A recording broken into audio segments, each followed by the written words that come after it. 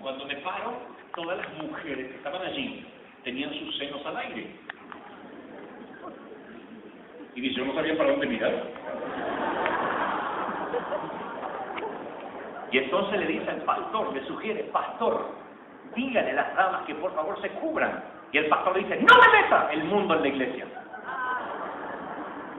Porque luego descubre que en ese lugar las damas, alguien quiere ir a esa isla, se ve.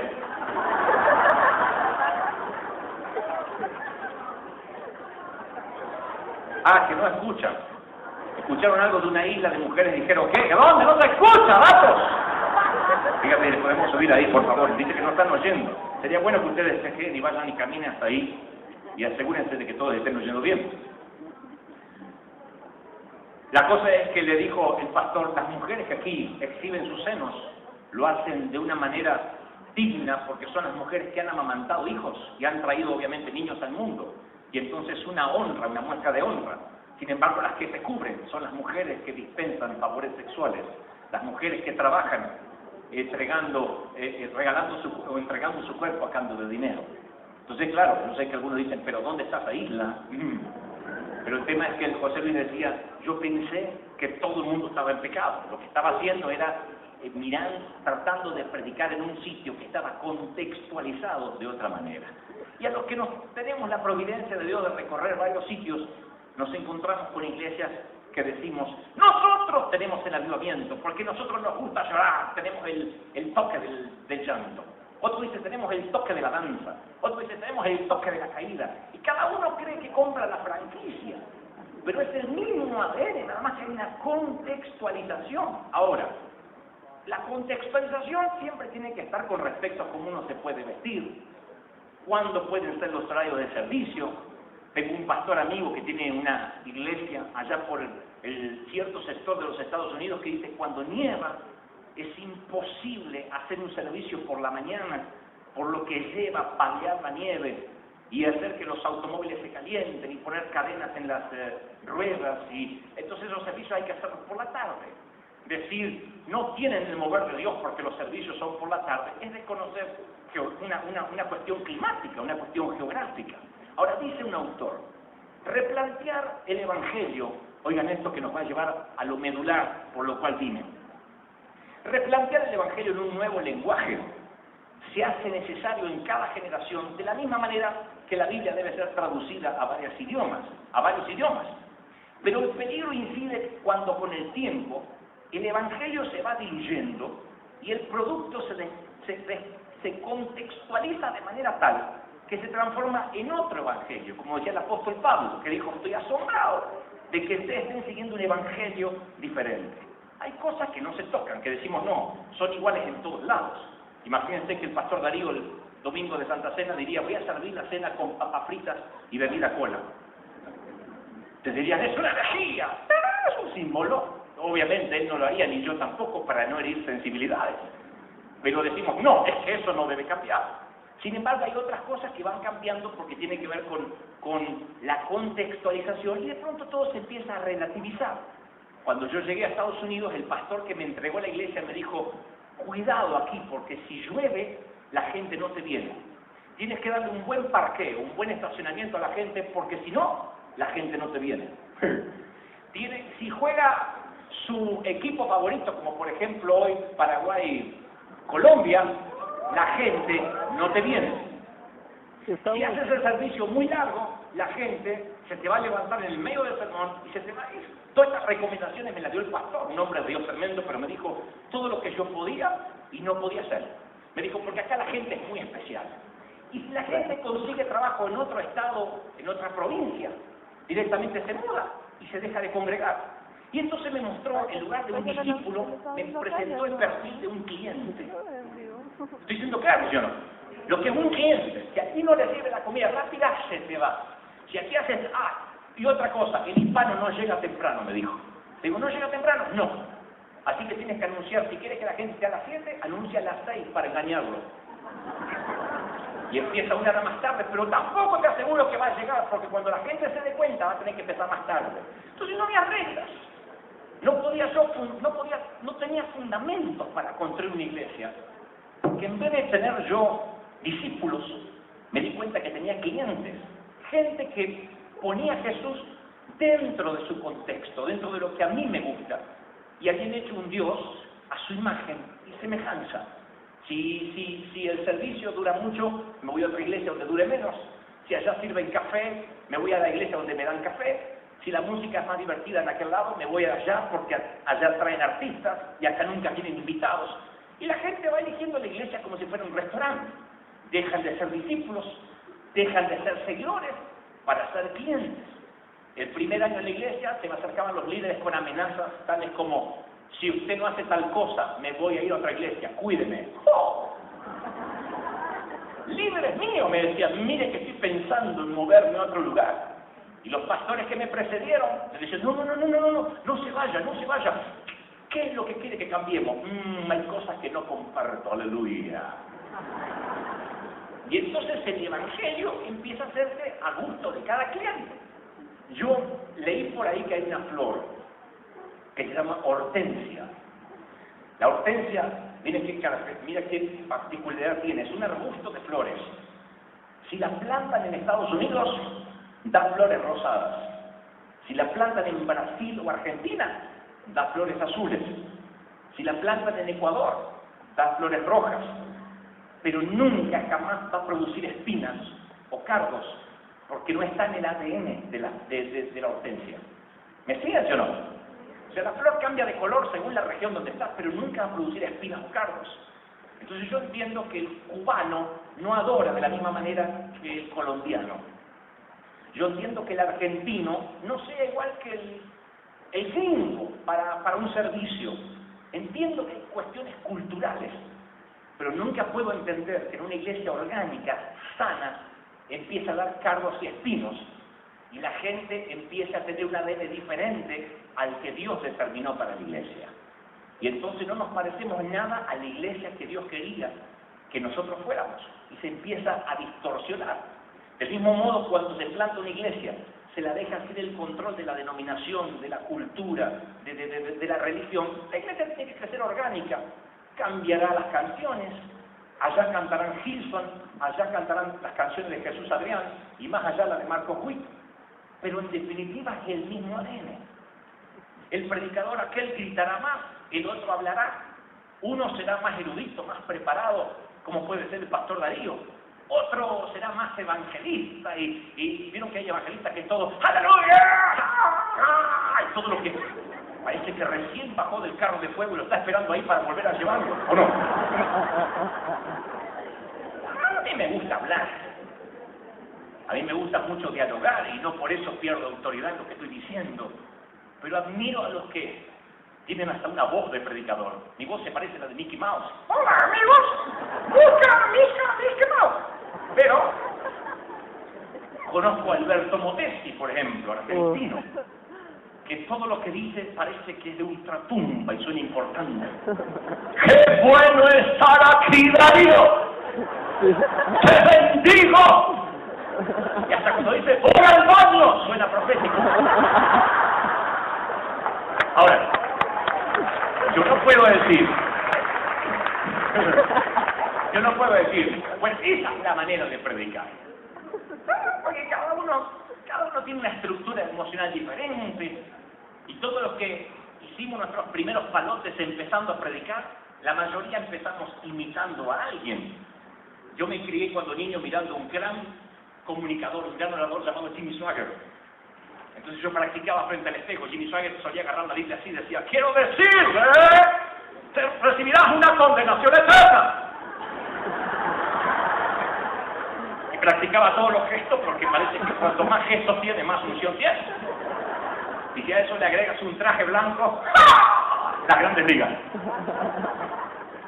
Y luego me fui dando cuenta que yo nunca iba a ser Jimmy Swaggart, que yo iba a ser Dante Gebel, con sus errores, con sus defectos, con sus virtudes. Y empecé a encontrarme a mí mismo cada vez. Eso es lo que estoy tratando de decir con respecto a la iglesia, que uno tiende a imitar, a adoptar, seguir la tendencia, y es ahí cuando a veces ya no solo cambió el color de la hortensia, sino que empieza a producir cardos, espinos, algo que no tiene que ver con el ADN natural de una iglesia orgánica. La pregunta, señores, esta noche, la primera pregunta es: Si todos tenemos un ADN genético, una información con la cual nacimos, ¿creen ustedes que un ADN podría ser manipulado? ¿Creen ustedes que un ADN podría ser cambiado? ¿Que alguien puede cambiar su información genética? La primera respuesta que se nos viene a la cabeza es no. Es como la huella digital, nadie me la puede cambiar. Sin embargo, el ADN puede ser manipulado sin que nos diésemos cuenta. Hubo una noticia que me llamó la atención. El 4 de noviembre de 1970 se descubrió una nena de 13 años completamente atípica. La descubrió la policía, la justicia. 13 años, nunca se le había enseñado a hablar. La ataban desde que nació a una sillita con un inodoro y la dejaban sentada todo el día. Y por las noches la ataban a una bolsa de dormir. Si hacía algún ruido la golpeaban, le pegaban en la boca. Y sus rasgos naturales se distorsionaron. La historia es verídica, por supuesto. Impacta, pero es verdad. Caminaba como conejo. Cuando la descubrieron, sus manitas colgaban como garras. No podía masticar, no podía enfocar sus ojos. Y el diagnóstico médico, obviamente los padres, o esos chacales que se decían ser padres, fueron a prisión. Pero el diagnóstico médico, la diagnosis fue: la niña nació de manera totalmente normal, no había lesiones cerebrales, no había deficiencias, no había problemas motrices en ella desde el nacimiento, desde la motricidad fina. El problema fue, el diagnóstico fue, su ADN natural o normal fue alterado debido a la falta de estímulos. Como nunca se le estimuló correctamente, su ADN fue alterado. Volvamos a lo espiritual. ¿Puede ser alterado el ADN de la iglesia sin que nos demos cuenta? Sí puede ser. Yo me acuerdo cuando niño, nací en una cuna pentecostal, soy un pastor pentecostal, y para un pentecostal no hablar en lenguas es como tener un automóvil y no tiene ruedas. Tenía que hablar lengua. ¿Para qué? No sé, nunca me explicaron para qué hablar. Y estaba desesperado porque no hablaba en lenguas.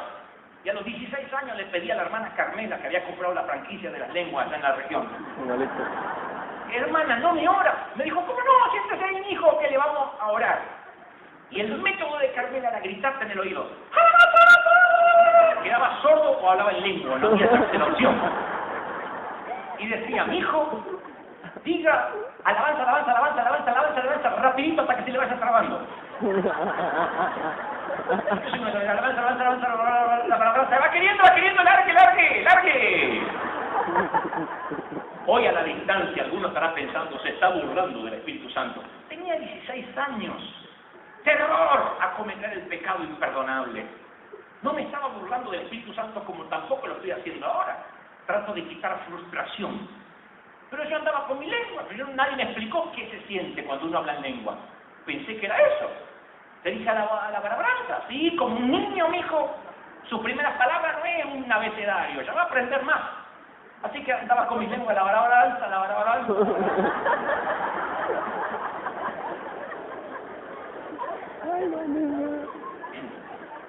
Un día vino un predicador a mi iglesia con una lengua más sofisticada y yo la copiaba. Usa la manga larga, Rambo agarra la bazooka y la copiaba y la practicaba.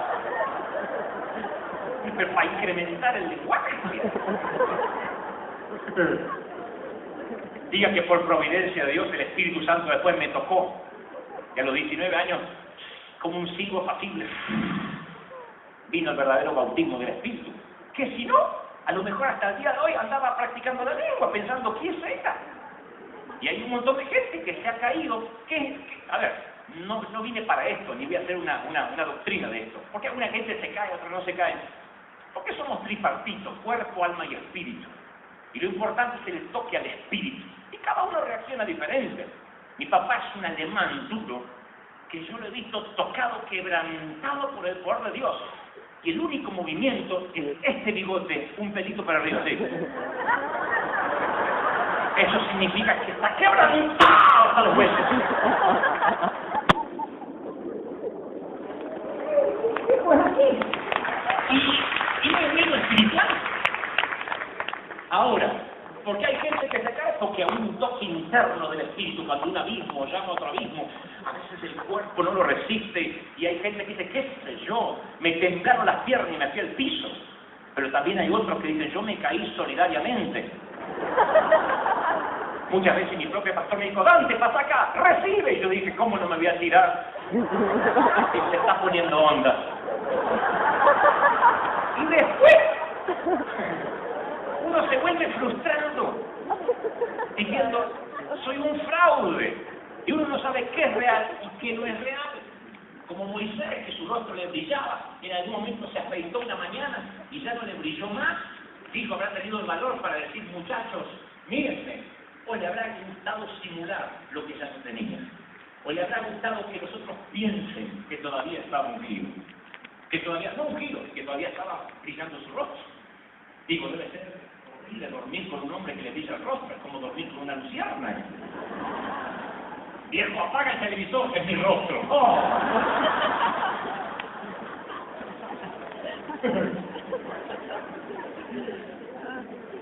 ¿Se puede alterar el ADN? Sí que se puede alterar el ADN. Entonces, cuando yo me encontré, esto es una autocrítica, no estoy hablando de nadie, puesto que no conozco las iglesias aquí representadas, de verdad, no es ironía. Hablo de la iglesia que Dios me dio la providencia de pastorear. Cuando me paré por primera vez ante la iglesia y vi un montón de gente con cara de cliente diciendo, a ver, sorpréndame y que no dure mucho porque tengo hambre. Tuve que cambiar mi manera de entender el evangelio para poder transmitirlo, porque ya no era un evangelista. El evangelista vive de luna de miel con la gente. Siempre dice como los tíos, lo que el papá vive diciendo, pero lo dice de un modo divertido y dice, ay, qué tremenda palabra, pastor. Y el pastor dice, desgraciado, yo lo te digo hace 30 años y este lo escucho recién. Siempre pasa que el tío dice algo que el papá vive diciendo siempre, pero que cuando lo dice otro parece que tiene otro sabor. Así que yo viví de luna de miel de un lado para otro, transmitiendo el mensaje de Cristo, hasta que Dios me dijo, este es tu lugar. No sé por cuánto tiempo, pero Dios me plantó allí. Así que me paré ante la iglesia y le dije, señores, antes de decirles lo que yo creo que la iglesia es, tenemos que entender lo que la iglesia no es. Los cardos y espinos que la hortensia no puede producir. Y entonces le dije, señores, la iglesia no es Microsoft. La iglesia no es mercadotecnia, no es un multinivel, no es a gusto del cliente.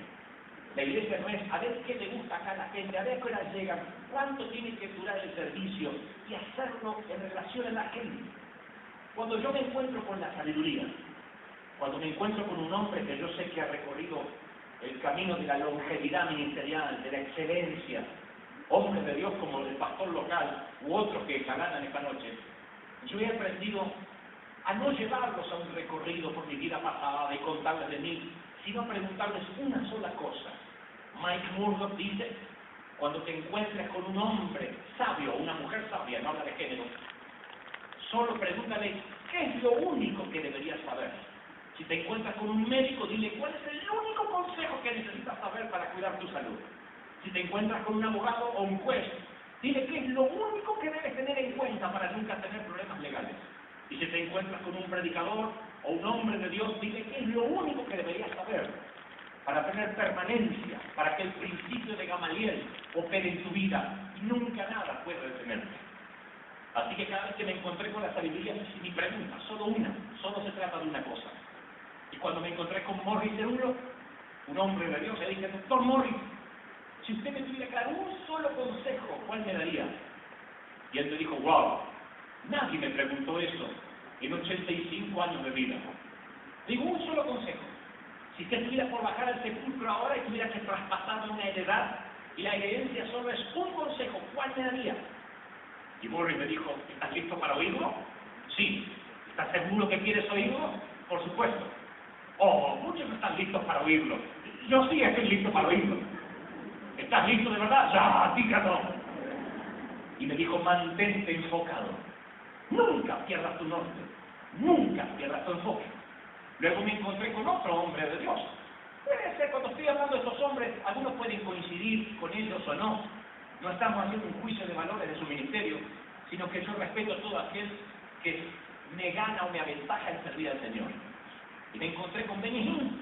Le dije, Benny, si tuvieras que darme un solo consejo, ¿cuál me darías? Y me dijo, el único que aprendí, el mayor, el mejor de Kathryn Kuhlman. No hagas un servicio para la gente. La gente no es lo importante. Eso me chocó, porque uno viene con todo el bagaje de que la gente es lo más importante. Él dijo, la gente es importante, pero la prioridad correcta. Cuando haces un servicio, el servicio es para Dios. Y cuando sales al servicio a ministrar, si te dicen, Obama está sentado allí, no le des importancia, no hasta que estés seguro que la presencia de Dios está allí. Y le dije, ¿no se supone que la presencia de Dios siempre está? ¿Que Dios siempre es omnipresente? Y él me dijo, sí, la gloria de Dios llena toda la tierra. Está en tu iglesia, está en el prostíbulo, en Las Vegas, Dios está en todos sitios. Pero es hablo de la presencia manifiesta de Él. Y esa presencia manifiesta solo estará contigo y en tu ministerio cuando tú lo honres en primer lugar. Si tú lo invitas diciendo, bueno, cuando quieras venir, nosotros estamos acá. Pero lo importante es nuestro programa, Él no vendrá. Y entonces le dije a mi esposa Liliana, el domingo que viene algo va a cambiar. No voy a cantar más el corito que le gusta a la gente. Ni me voy a preocupar por la señora aquella que mira la obra cuando el servicio o el mensaje se expira. Solo voy a hacerlo para Dios, porque al fin y al cabo lo que me interesa es Dios. Y entonces algunos me dijeron, no va a resultar. Eso va a fracasar. Porque los que creen que la iglesia, los que creemos que la iglesia es mercadotecnia, los que hemos creído eso por tiempo, pensamos, no, si atentas contra el cliente, finalmente la gente se irá. Así que puedo recordar hasta el día de hoy cuál fue el servicio en que la atmósfera hizo y literalmente todo cambió. De repente no canté más los coritos de moda que le gustaba a la gente del último CD de fulanita de tal de Australia o de donde sea, sino que empecé a buscar coros que me conectaban con Dios.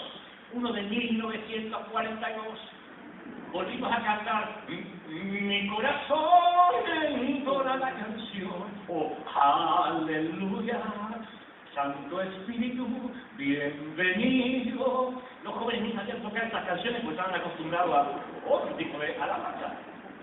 Y no estoy diciendo, estas son las alabanzas que debiéramos cantar. No, eso fue lo que me conectó con Dios y de pronto olvidé que estaba haciendo el servicio para la gente y empecé a hacer el servicio para Dios. Mis propios pastores me decían, la gente se irá, pero cada vez venían más, y más, y más. Y entonces un día dije, señores, si ustedes no están conformes con este pastor, o no están conformes con la iglesia, deben tener otras de su agrado, deben tener otras donde se hagan las cosas diferentes. Pero el rumbo de este avión, la frecuencia de vuelo, la ha puesto el Espíritu Santo. Simplemente soy un piloto que lleva el Boeing a destino, y vamos a encontrarnos con la presencia de Dios cada vez. Cuando le dije, señores, la iglesia no es mercadotecnia, hay de los que dijeron, pero entonces, ¿qué es?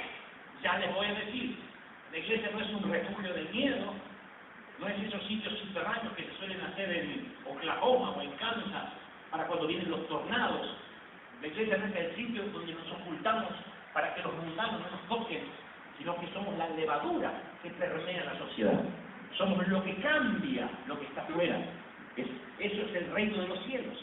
Cuando la Biblia dice, guardaos de las levaduras de los fariseos, hay de los que solo se toman de eso, como que hay que cuidarse del inconverso, pero luego usa la misma metáfora, la misma parábola del Señor, y dice, ustedes son la levadura que permean la sociedad. Hasta ahí me siguen, ¿sí o no? Entonces dije, la iglesia no es un refugio de miedo, la iglesia no es mercadotecnia, la iglesia no es una iglesia sin cruz. Y los hispanos que yo tengo me miraban así como la ardillita de la era de hielo. Tengo un planito más corto para que vean cómo cuando la gente hace así, significa qué cuerno está diciendo este hombre. Yo vine a escuchar un mensaje profético, hermano. ¿Cuánto orarme por el pañuelito y el calzón del Roberto que me anda rebelde? Hay gente que está así, que acá no, porque acá tienen otro nivel espiritual. Allá hay iglesias que son ignorantes para eso. Acá no. Amén. Le dije, la iglesia no es una iglesia sin cruz. Oigan esto. No podemos poner el carro delante del caballo. No podemos pensar en el Pentecostés si primero no pensamos en el sacrificio. La Biblia no es un libro de autoayuda. La Biblia no es un libro de donde, en lugar de confrontar el pecado, le ayudamos a la gente a manejar las debilidades. La Biblia no es un libro escrito para que si alguien lo encontramos con demonios, lo mandamos necesariamente a un psicólogo. La Biblia es poder y potencia de Dios. La Biblia es ir y echar fuera los demonios, sanar los enfermos, predicar el año agradable del Señor. Y hasta ahí la gente decía, amén, amén, pensando que solo era un mensaje motivacional. Pero después nos fuimos metiendo en algo que el Espíritu nos fue revelando. Les dije un domingo, y ese domingo algunos de mis líderes dijeron, no sé si vamos a continuar. Les dije, no estoy dispuesto a ser un pastor o a ser un predicador donde tengamos una tendencia patológica de buscar emociones, de que toda la gente tiemble, de que toda la gente se ría, aun cuando la televisión cristiana nos muestre que esos son los ministerios ungidos, que donde no hay milagros no hay poder de Dios, aunque todos vayan para un mismo lugar y parece que nosotros vamos en contra. Yo me revelo a que la gente busque una experiencia mística y no cambie el carácter.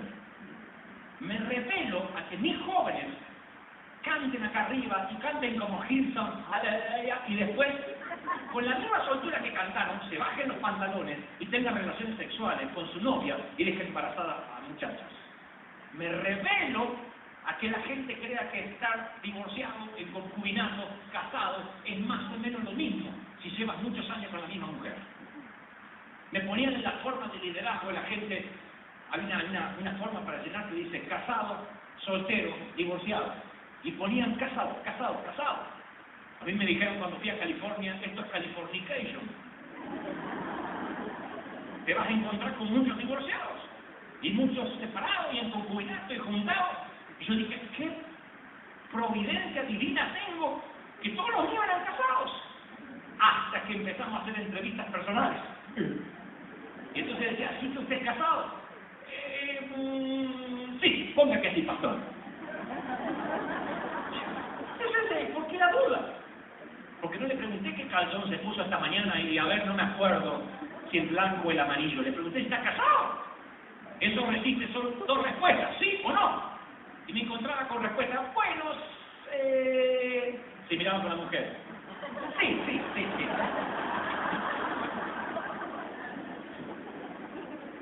Y entonces decía, a ver, ¿por qué la duda? Bueno, pastor, pero estamos hace 20 años juntos. Pero tenemos como 4 hijos en común. No va a decir que estamos en pecado. Y encima fornicando con la misma, aburrido. Ya, porque si va a pecar, que varíe. Es que es bíblico. No que si va a pecar, que varíe. Es bíblico que sí.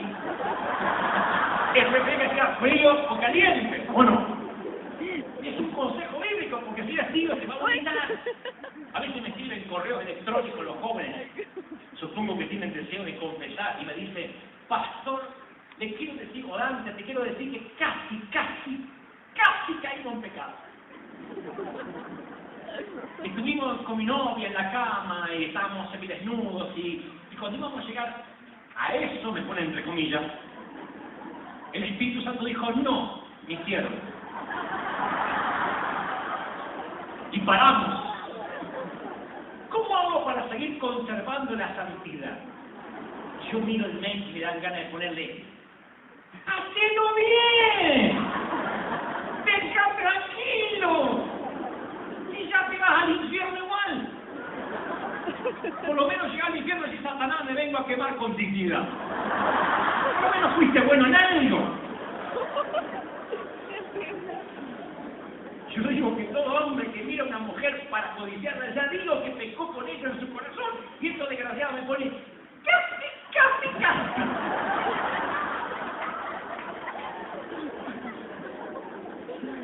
Entonces un día,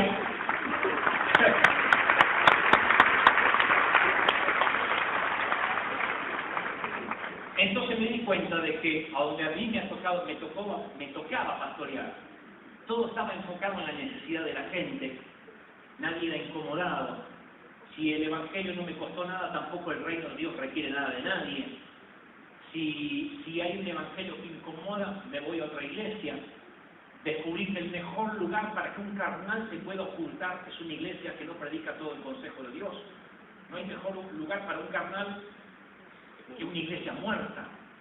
Una iglesia que predica a gusto de cliente. Y esto no significa que yo me ponga a dar palo a la gente, porque yo predico todo el consejo de Dios. Hay que hablar de prosperidad, creo en el Dios que prospera. Hay que hablar de sanidad. ¿Cómo no voy a creer si mi mamá fue sanada de cáncer por el Señor? Yo creo en todo lo que es el consejo de Dios. Lo que no creo es en exacerbar solo una parte de la verdad, exacerbar solo una parte y olvidar todo el resto, porque eso también es herejía. ¿Me siguen hasta ahí, sí o no? Y cuando veo que hay una gran mayoría, porque Internet es la punta del iceberg, las redes sociales es solamente lo que marca la tendencia, antes a lo mejor no nos enterábamos. Recibimos unos 1000 correos electrónicos diarios, 900 correos es homosexualismo, fornicación, adulterio, masturbación compulsiva, pornografía. Cristianos, 90% envueltos en pecados que no pueden vencer. Entonces, como pastor de los jóvenes, si se me amerita el título que Dios me ha dado, me pregunto qué es lo que tengo que cambiar. Porque si a esos muchachos yo les predico, reciban el poder de Dios y cáiganse, y no hay un cambio de carácter, ¿de qué me vale que se caiga al piso si cuando se levanta sigue pecando con la novia? ¿De qué me vale que caiga el tiempo, le agarre la chiripiorca y busque eso, si después miente en sus exámenes, si después le roba al Estado, si después consume películas para adultos o películas pornográficas en Internet cuando su esposa no lo ve, cuando sus hijos no lo saben y viven continuamente arrastrando esa doble vida? ¿De qué me sirve que yo pueda llenar la iglesia y no pueda llenar el cielo? ¿De qué me sirve que la gente esté contenta y feliz porque en mi iglesia se le da de todo y hay gente que está intentando a ver qué puede hacer con Jesús? Y no es la iglesia de los hechos, es gente que dice, bueno, yo probé con el alcohol, con la droga, voy a probar a ver cómo me va con Jesús, porque a lo mejor es algo bueno. Empecé a ser llamados al altar, a diferencia de las cruzadas evangelísticas, donde uno ve una multitud de cabecitas y no le ve la cara a nadie. Empecé a ser llamados al altar en la iglesia, porque así me criaron. Y veía a la gente que pasaba. Repita conmigo, Señor Jesús, Señor Jesús. Te recibo. La mamá le decía, cerrar los ojos, porque con mi salvador. Y voy a la Biblia y veo que cuando los apóstoles, los discípulos predicaban, o el mismo Señor predicaba, la gente decía, ¿qué tengo que hacer para ser salvo? Quebrantados. Voy a los libros de los avivamientos y encuentro a Wesley, a Finney, a predicadores que cuando predicaban, conmovían, se quebrantaban los corazones.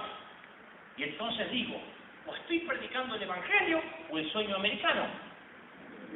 O estoy predicando el Evangelio o un restaurante a gusto del cliente, porque acá la gente se te ofende. Ojo con lo que decís, porque se te va la competencia. Y entonces empezamos a tener una seria crisis con Liliana. Y vaya que la tuvimos porque llevamos 20 y tantos años predicando. Y le dije a mi esposa, no quiero tener 80 años predicando y saber que estuve equivocado cuando Dios me prestó el oído de la juventud. Voy a la Biblia, voy a Jesús, no a los profetas, porque puede haber distintas interpretaciones. Voy a la vida de Jesús y descubro un Jesús que confronta, que no le hace la vida fácil a nadie, que sube los requisitos de admisión cada vez que alguien lo quiere seguir. Llega un muchacho rico a la iglesia, un muchacho rico que encima no es divorciado, no fornica, no es homosexual, no roba, paga sus diezmos. Le dice, Jesús, cumplí todos los mandamientos y soy rico. Llega a mi iglesia, ¿lo que hago? Mínimo lo pongo el líder. Y le digo, diezma acá, viejo. Un joven rico dice, soy rico y cumplí todos los mandamientos. ¿Te puedo seguir? ¿Qué tengo que hacer? Y yo le predicaría un mensaje de prosperidad. ¿Y de dónde estás diezmando, hermano? No retengas la bendición. Jesús le dice, vende todo lo que tienes y dáselo a los pobres. Y después me sigue. Y el muchacho, no es que Dios tiene problema con la riqueza. El problema con la riqueza la tenía el muchacho. Porque al recibir eso se puso triste. Y se fue. Y no veo que Jesús dice, ¡Ey! Vení que te cuento otra parábola, no te lo tomes a la mal, ven. Háganle un seguimiento, muchachos. No te voy. Yo sí te voy a seguir, dice otro. mira que no me hospedo nunca en el Ritz, ni en el Sheraton. No tengo dónde recostar la cabeza. Ustedes conocen el episodio bíblico, las zorras tienen cuevas, los pájaros nidos, yo, el Hijo del Hombre, no tengo dónde recostar la cabeza. Y el muchacho se queda triste. Personas que no tienen nombre, el joven rico, el que quería seguir a Jesús, la Biblia ni siquiera consideró registrar sus nombres acá, porque la Biblia no pierde tiempo con los que no pueden seguir a Jesús. Luego aparece otro y le dice, déjame que entierre a mi padre. Y decimos, qué desalmado Jesús que no le dejó enterrar al padre siquiera. Y no es que el padre estaba muerto. Era una frase de la época, déjame que el viejo envejezca, lo entierre, cobre la herencia y después con un fondo te puedo seguir sin complicaciones. Y el Señor dice, deja que los muertos entierren a los muertos. Otro aparentemente que le quería seguir, propone hacer una fiesta de despedida con sus amigos, levantar una buena colecta para tener dinero, y el Señor dice que nadie que lo quiere seguir y se enreda en los negocios de la vida, nadie que pone la mano en el arado y mira hacia atrás, lo puede seguir. No veo nunca a Jesús haciéndoselo fácil. Y dice, la puerta se estrecha, y hay muy pocos que la encuentran. Entonces uno, cuando está en la iglesia, cree que al cielo entramos en un bus. Yo voy a entrar a la iglesia, ¿por qué? Porque me congrego en Casa Roca. Porque soy de la carismática. Entonces entramos todos en el bus, y sale de San Pedro, o el ángel dice, a ver, ¿dónde es la carismática? Pase, y entramos todos. Pero allá, si se me permite la metáfora, hay una suerte de molinete, como hay en los subterráneos, o esas puertas giratorias que hay en los bancos, donde cuando por primera vez venimos del campo nos metemos atrás de uno, así, atrás de la nuca de alguien, ¿o no? Bueno, no cuando venimos del campo, bien pasó hace poco en Estados Unidos, justo detrás de un mexicano, que el mexicano a un varón lo rozas un poquito y ya piensa que estás poniendo en duda su masculinidad. ¿Qué pasó? ¿Qué pasó? Y bueno, los mexicanos no se los puede besar, los argentinos somos de besarnos los hombres. Así que tengo un pastor mío mexicano que digo, Dios te bendiga. Dice, pastor, ¿qué pasa? Me imagino que la entrada del cielo es un molinete, es un lugar donde pasa de a uno. No voy a poder decir, ¡ey! ¡Liliana! Ella quiere hablar y decir por qué yo no me congregaba. No va a poder estar mi pastor ahí. Va a ser una cuestión personal, absolutamente personal. Los mismos, dice la Biblia que muchos seguían a Jesús y muchos dejaron de seguirle a causa del mensaje. Y le dijeron, Señor, es pura esta palabra, ¿quién la puede oír? Y ahí es cuando Jesús dice, bueno muchachos, se me fue la mano, que me sale el viejo legalista de adentro, perdónenme. No. ¿Les parece dura? ¿Esto los ofende? ¿Se quieren ir ustedes también? Y muchos que le seguían dejaron de seguirlo. Me pregunto, ¿cómo el Señor puede alimentar 5.000 hombres, sin contar mujeres y niños? Se presumen 15.000 personas. Y solo un grupito hay en Pentecostés, esperando la venida del Espíritu Santo. ¡Qué fracaso como iglesia! Se ve que a Jesús le hace falta un par de consejos de cómo pastorear, de lo que le gusta escuchar a la gente. Jesús nunca predicó en Nazaret, nunca. Pero sí había estado en las bodas de Caná, había estado en Capernaum, y en su ciudad natal nunca había predicado. Y un día en la sinagoga lo invitan un sábado a predicar. Esta historia está en vuestras Biblias. En una ciudad de unos 20.000 habitantes, con sinagogas por todos lados, un día lo invitan a predicar a Jesús. Era como un argentino que dice, vamos a tener a Messi. Lo conocían como un orador famoso de la ciudad. Habían escuchado que había hecho milagros, no lo reconocían como Mesías. Así que ellos publicaron el sábado que viene, gran cruzado de milagros con Jesús de Nazaret. Porque salió de acá. Y estaban todos ahí, sus tíos, sus primos, todos los que lo habían visto nacer, y fue a su ciudad natal. Y Jesús empieza a predicar, le dice algo así como, abre el rollo de Isaías, y le dice, esta profecía se ha cumplido, y dice que palabras maravillosas salían de él, y se sorprendían por su oratoria impecable, por su extraordinaria manera de exponer el mensaje. Y a los 5 minutos algo pasa. No sé qué es lo que le sale mal a Jesús. Algo pasa que los mismos que ahora lo aplauden lo quieren matar. No sé cómo se le escapó de la mano. Yo fui predicador itinerante muchos años. Y muchas muchas veces no me quisieron dar ofrenda, pero matarme nunca.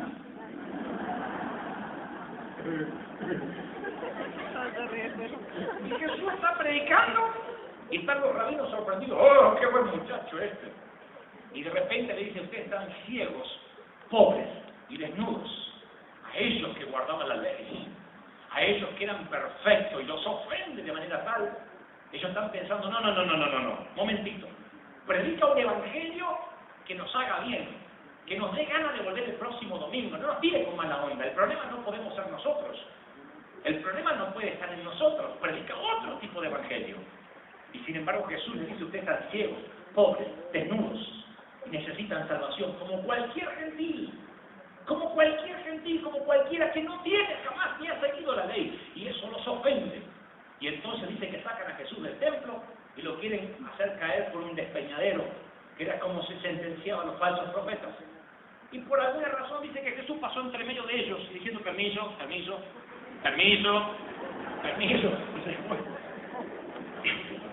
Y yo me pregunto, ¿qué fue lo que hizo mal? Si hoy lo invitáramos a Jesús a cualquiera de nuestras iglesias, no hablo de esta, hablo de la mía en Estados Unidos, ¿será que ofendería a la gente? ¿Será que los confrontaría hasta el punto que diga, traigan un predicador mejor? Yo voy a congresos proféticos y por lo general los profetas siempre predican buena onda. Y principalmente si hay buena ofrenda.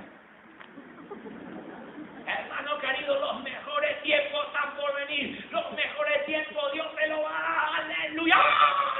Del cielo. El rey Acab dijo en su momento, Micaías, nunca me dice cosas buenas, sino cosas negativas. Este profeta siempre va al revés de todos, no lo quiero escuchar. Iba a ir a la guerra y quería escuchar que le dijeran profecías, a ver si Dios le iba a dar victoria contra los sirios.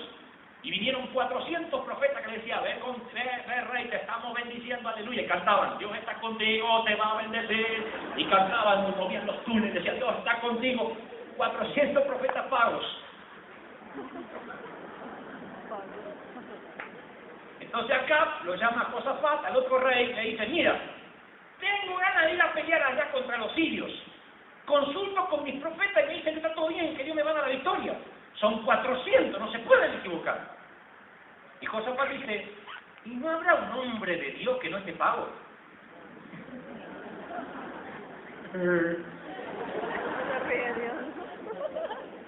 Y acá dice, sí, hay uno. En una versión dice Miqueas, en otra versión dice Micaías. Hay uno, pero siempre el tipo es mala onda, siempre me profetiza mal. Nunca me profetiza bien. Ya se correr al chiste del gallego, del español, que iba por una carretera en contramano, por el freeway, por la autopista contramano. Y en la radio dice, tengan cuidado que hay un loco que va a contramano. Y él dice, no es uno, son varios, che. Y lo van a buscar a este profeta. Y dice la Biblia que le dicen, Miqueas, escucha la tendencia de lo que están diciendo. No le profetices al rey mal, profetízale bien, como los otros profetas. Le dijeron lo que tenían que decirle. Yo digo, ¡qué barbaridad! Pero a veces lo que estamos predicando nos sentimos presionados a que si uno predica otra cosa, empieza a ir contramano. Y resulta que el otro evangelio lo tiene uno, no ellos. Resulta que uno empieza a andar a contramano. Si uno predica la cruz, uno parece que está a contramano porque la gente necesita escuchar solo buena onda. Y el profeta se para y dice, yo voy a decir lo que Dios me dice que diga. Y se para ante el rey y le dice, vi a todo Israel dispersados como ovejas sin pastor. En otras palabras, rey, ni se te ocurre ir a la guerra porque vas a fracasar y te van a cortar la cabeza. Si te gusta peinarte todas las mañanas, no vayas. Y el rey dice, ¿viste que te dije, Josafat? Nunca me tira buena onda ese. Y lo metieron a la cárcel. Mi pregunta es, si estamos pidiendo que Dios nos use, ¿cuántos queremos que Dios nos use más? Dígame, amén. Y si Dios nos pidiera un evangelio que confronte, que además tenga las bendiciones de Dios. Pero estoy hablando de un evangelio que no lo promocionemos vendiendo los frutos. Un evangelio que no sea, venga por los frutos.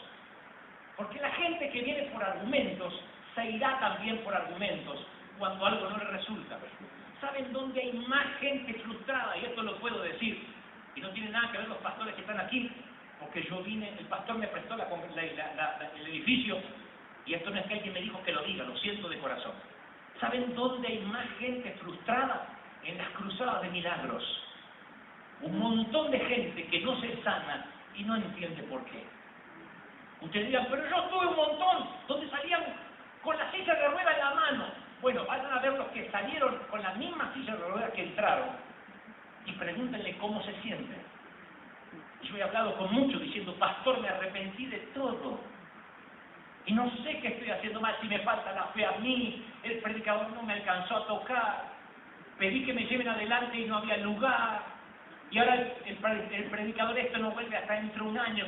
Una frustración, la misma que yo tenía cuando no me caía, la misma que el viejo alemán de mi papá tenía cuando le decía que era un frío, hombre duro, que solo se le movía el bigote. ¿Qué le decimos a los que no se sanan? Dios quiere sanar a todo el mundo, lo creo en un Dios que sana.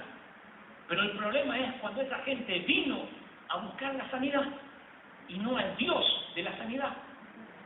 Cuando la gente vino a buscar la mano de Dios y no el rostro. Abren un techo, bajan un paralítico ante Jesús y Jesús le dice, tus pecados te son perdonados. ¡Oh! Puede perdonar pecados. Es que para sanarle la parálisis a Jesús le estaba una orden, pero para perdonarle los pecados tenía que subir a la cruz. ¿Qué es más importante? Le dije a mi esposa Liliana, si tenemos una iglesia donde la gente viene a buscar los peces y los panes, estamos fregados. Si la gente viene a ver qué siente, hermano, ore por mí porque yo vi multitudes. Estoy harto de escuchar eso. Me escriben, ore por mí porque Dios me va a llevar a los estadios. Y están más enamorados del éxito que del Dios que les puede dar ese éxito, si se entiende como éxito.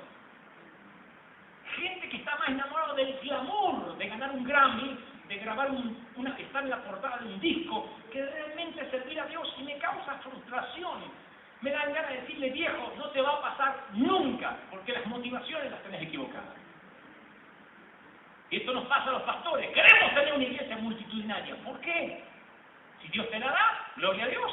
Y entonces mi hermano que es pastor, el mayor, y predica en las iglesias rurales, y va y bautiza a los nativos, que ni siquiera manejan dinero, le traen sus cerdos, sus puercos, sus gallinas, como primicia, como ofrenda, porque no manejan cash, manejan el trueque. Y en un servicio multitudinario, en el medio del monte, hablamos de unas 17 personas. Y si yo le digo a mi hermano Sergio, qué fracasado que sos, ¿eh? Yo lleno estadio, vos anduviste con 17 y 3 chanchos. Él me suele decir, el Evangelio no es multitud, el Evangelio tampoco es poca gente, el Evangelio es el Evangelio, orgánico. Puede tener distintos colores. Mi hermano recibe chanchos como diezmo. Yo recibo cash en Estados Unidos, pero nunca producirá cardos o espinos. ¿Estoy siendo claro, sí o no? Cuando veo a Jesús predicando, ustedes dirán, pero yo no vine para esto, mucha mala onda. Esperen, que ahora se va a poner peor. Escúcheme. Oigan esto, por favor.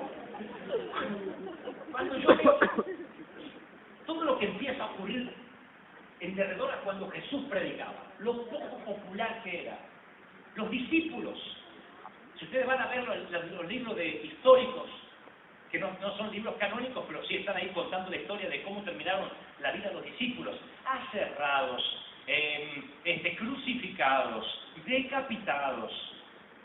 Hoy le diríamos, pero che, le faltó congregarse en una iglesia mejor. Qué mala onda, qué mal que le fue. Pablo. Uno dice, pero ¿qué pasó con ese evangelio al evangelio de hoy? Y no estoy diciendo que te van a cerrar, decapitar. A lo mejor te toca una suegra, pero no más que eso. No estoy diciendo eso.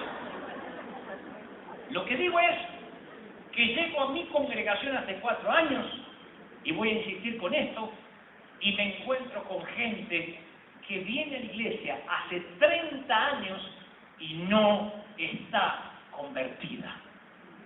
No sabe de qué se convirtió. No lo sabe.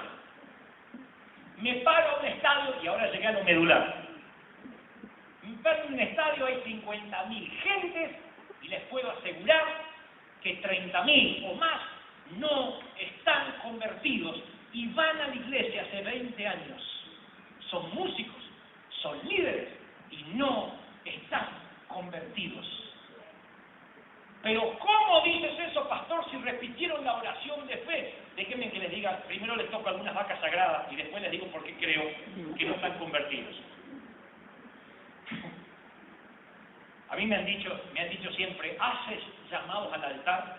Colegas, amigos, ¿siempre haces el llamado al altar? Y digo, a veces sí, a veces no. A veces hago un llamado y la gente no se mueve del lugar por razones logísticas y me dicen, no, es que hay que hacer un llamado al altar. Entonces busco en la Biblia los llamados al altar de Jesús. No digo que no sean bíblicos, no digo que no hay que hacerlos. Digo cuando se los mistifican y dice, hay que hacerlo porque si no estás en pecado. Voy a la historia de Jesús y voy al Sermón del Monte. ¿Habrá alguien que quiera aceptar mi mensaje? Veo una mano debajo de la higuera.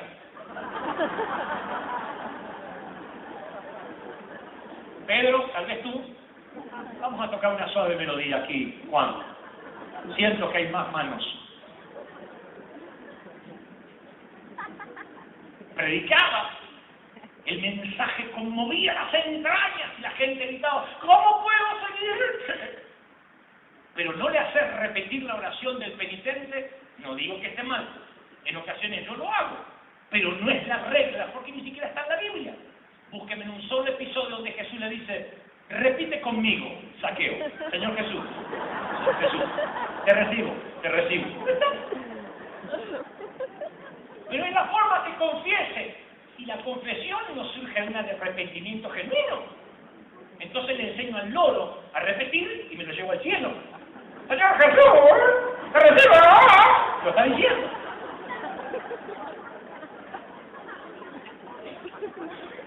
Al altar donde yo predico pasa esta muchacha. Señor Jesús, te recibo. No me digan que se está convirtiendo porque está diciéndolo. No, es que está confesándolo con la boca, pero no lo siente el tipo. Yo le puedo decir, acepto a Pikachu.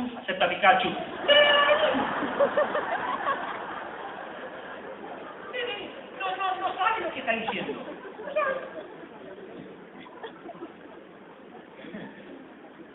Y usted me dice, ¿y por qué lo hacemos? Bueno, porque todo servicio, todo culto debe tener un orden, pero no podemos mistificar, decir, una vaca sagrada. Pero que hay cosas que uno le dice, pero no está en la Biblia. Yo tenía un pastor alemán que una vez le dije, pastor, esto no está en la Biblia.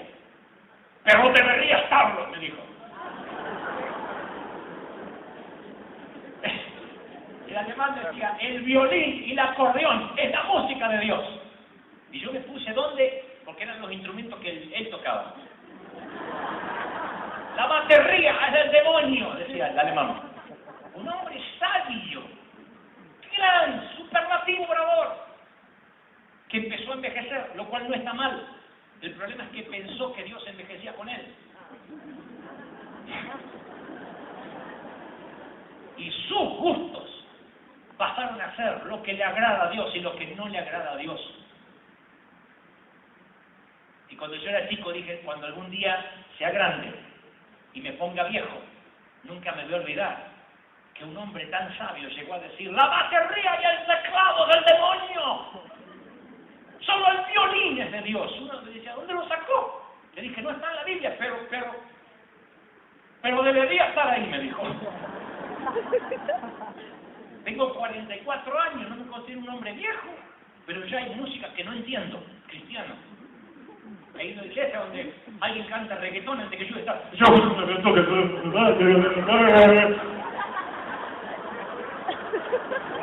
Y te le dice, ¿qué dijo? Algo de Jesús seguro.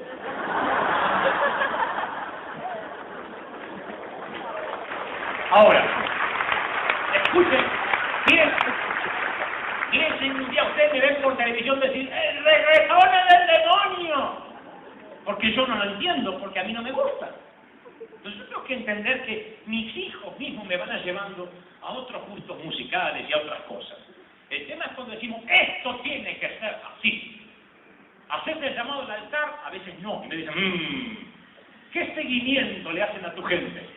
Hace poco un pastor muy famoso, que ustedes me dijo, ¿cuál es el plan de seguimiento que tienen? Y debo reconocer que no tenemos porque somos una iglesia muy novata. Yo estoy hace 4 años nomás. Y entonces estamos viendo a ver qué plan de seguimiento. Me dice, mirá que tenés que tener un plan de seguimiento, ¿eh? O barquita, o barcaza, o espigas, o... Bueno, vale, un plan de seguimiento. Y como yo soy muy preguntón y un poco torpe para entender, voy a la Biblia y veo cuál era el plan de seguimiento de Jesús. Cuando Jesús sanó a un tipo y lo buscaba la semana siguiente para contarle otra parábola por si no creyó. No veo nunca a Jesús siguiendo a nadie. Él decía, síganme. Y veía en la espalda, y muchos se iban, aprovechaban que él se daba vuelta para irse. No veo nunca a Jesús siguiendo a alguien. Entonces yo le digo a Liliana, si el mensaje no es lo suficientemente confrontador, de modo que yo hable al intelecto, pero el Espíritu Santo vea el corazón y lo conmueva y pase, ¿qué tengo que hacer para ser salvo? Y solo pasó convencido, y lo tengo que convencer en cuotas. Es porque algo no estoy haciendo bien. O lo que es peor, el tipo no sabe en qué se está convirtiendo, de qué se está arrepintiendo, no sabe. Hay un predicador famoso que dice, si tú subes a un avión y te dicen, ponte el paracaídas apenas subes, porque el paracaídas mejorará tu calidad de vuelo, y tú le crees y te pones el paracaídas y estás así, al ratito te empiezas a sentir incómodo, te empiezan a reír, ves que no te puedes inclinar, que el paracaídas te pesa, finalmente te lo sacas diciendo me estafaron. Pero sin embargo, por lo contrario, sube otro pasajero y le dice, póngase el paracaídas, porque este avión se suele caer mucho. Y en cualquier momento usted caerá de 900 metros de altura, de varios metros de altura, y va a necesitar el paracaídas. Entonces no importa si te molesta, póngaselo porque va a estar aventajado con respecto a los demás. Tú te lo pones diciendo, qué bueno. Entonces si uno le dice, ponte a Jesús, que va a mejorar tu calidad de vida, la gente se lo pone diciendo, ahora soy cristiano, me va a ir bien, voy a prosperar, voy a besar a mi suegra, me van a dar trabajo, me va a ir bien. Y dice la Biblia, y cuando vienen los vientos, y cuando vienen las tribulaciones, y cuando vienen las pruebas, las crisis, el que pasó convencido, Señor Jesús, te recibo en Salvador, por más seguimiento que tenga, si nunca se convirtió y no tuvo un encuentro con Dios, ¿se apartará? ¿Se enfriará? En nuestras iglesias hay un montón de gente que nunca tuvo un encuentro con Dios. ¿Cómo lo sé? Porque está de moda. Y el hermano fulano se enfrió.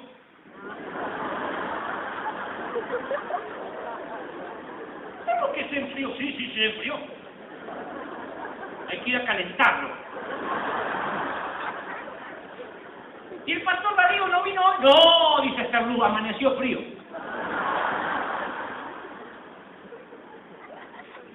Y lo decimos como que es bíblico, amaneció frío el hermano. Sí, hay que calentarlo un poco.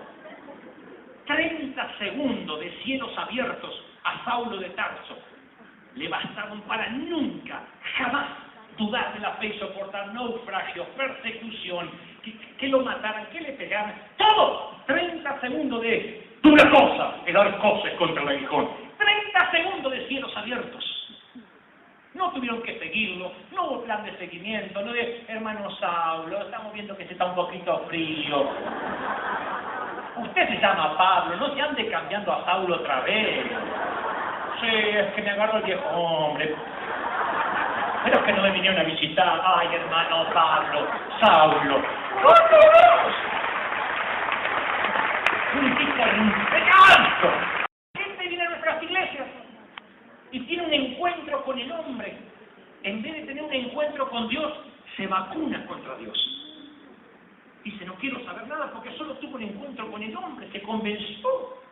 Pasa al frente, repetí la oración para pasar, si no nos vamos a almorzar, pasa. Señor Jesús, te recibo, mi sanador. No está convencido, no sabe. Y Entonces los predicadores, y esto es una autocrítica, otra vez, hemos llegado a decir cosas como: hermano, la llavecita del corazón está del lado de adentro. Ábrele tu corazón a Jesús. Él está afuera y encima hoy llueve. ¡Ábrele! Y uno se imagina a Jesús afuera. ¡Ábrele a Jesús! Él no va a entrar por la puerta. ¡Ábrele! Y cuando Jesús dice: yo estoy a la puerta y llamo, le está hablando a una de sus iglesias. Es una reprimenda, una exhortación. Después dice: el que tenga oído, oiga lo que el Espíritu dice a la iglesia. Está diciendo de Jesús: me dejaron afuera de mi iglesia. No está diciendo: estoy fuera de los corazones de los impíos. El impío está fuera del reino. Las 5 vírgenes insensatas decían: ¡ábrenlos! Y el novio no les abrió. ¿Quién está dentro y quién está afuera? Pero de pronto el Evangelio se humaniza tanto que resulta que esto se trata de nosotros y no de Cristo. Ábrele el corazón. ¿Quieres ser próspero? ¿Quieres tener un matrimonio feliz? Cantemos: ven a Él. ¿Quieres tener algo más? ¿Cuántos quieren ser felices? Y esto se trata de nosotros, como si fuera un multinivel. Acepta a Amway en tu corazón. Di conmigo: Hermanay, te recibo. Y no es un multinivel. El pobre síndrome de Jesús afuera, esperando, mojándose, no es ni siquiera bíblico. Los que no tienen a Cristo están fuera del reino. Estrecha es la puerta, muchos no la pueden encontrar. No dice Jesús: yo estoy ofreciendo la puerta y no vienen, la agrando un poquito y no hay caso. Uno cree que los que van por el camino ancho son los que van por un camino que dice: chicas fáciles aquí, rock and roll y droga, y el Satanás con un tridente: bienvenido al camino ancho. Ese no es el estilo de Satanás. Los que van por el camino ancho creen que van por el angosto. Por eso digo que hay un montón que no están convertidos. Les daré las pruebas en minutos. Todos van por el mismo camino, y si la bifurcación no ocurre acá, porque los ministros no tenemos el valor ni lo que tenemos que tener como hombres o como mujeres para dividir los caminos, se dividirá más hacia adelante, pero se dividirá. Llegando a las puertas del cielo, muchos se enterarán de que no iban por el camino angosto. Pero si me congregaba, si yo ponía el diezmo, si tocaba la música, me sabía todos los coros de Jesús Adrián. El aire de la casa del aire, me lo sabía todo.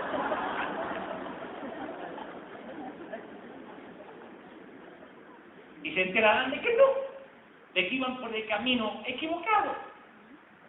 Y cuando me paro ante la congregación y le digo a mi iglesia: muchos no están convertidos, se ofenden.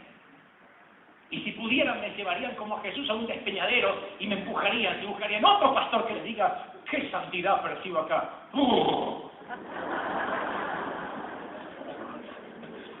Oh, ellos quisieran matarme cuando yo digo: muchos no están convertidos, no saben, vinieron a Jesús para que le mejorara la calidad de vida.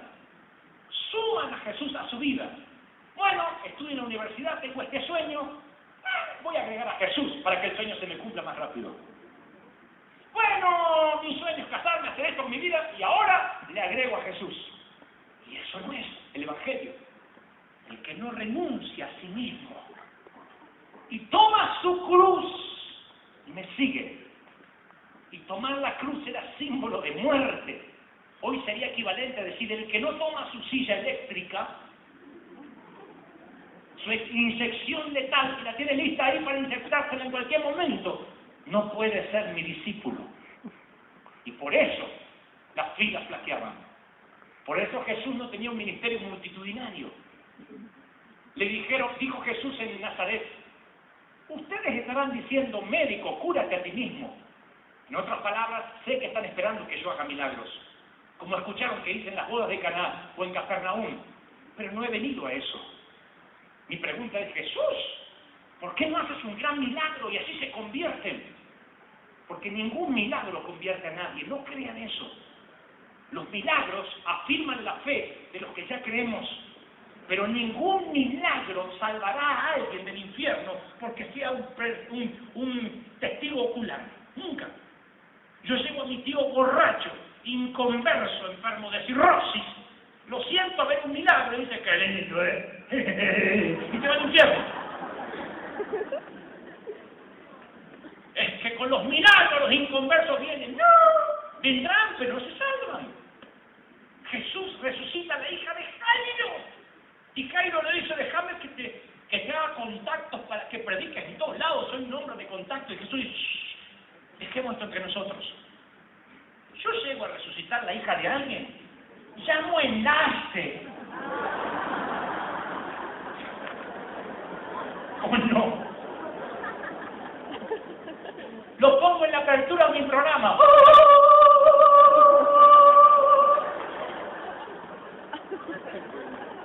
Ministerio Dante Gebel, resucitador de hijas. Yo lo haría.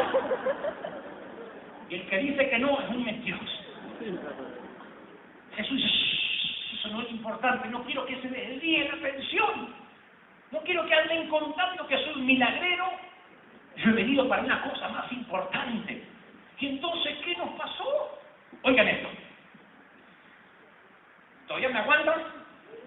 Sí. Está lloviendo, me tienen que aguantar. Miren. Oigan esto.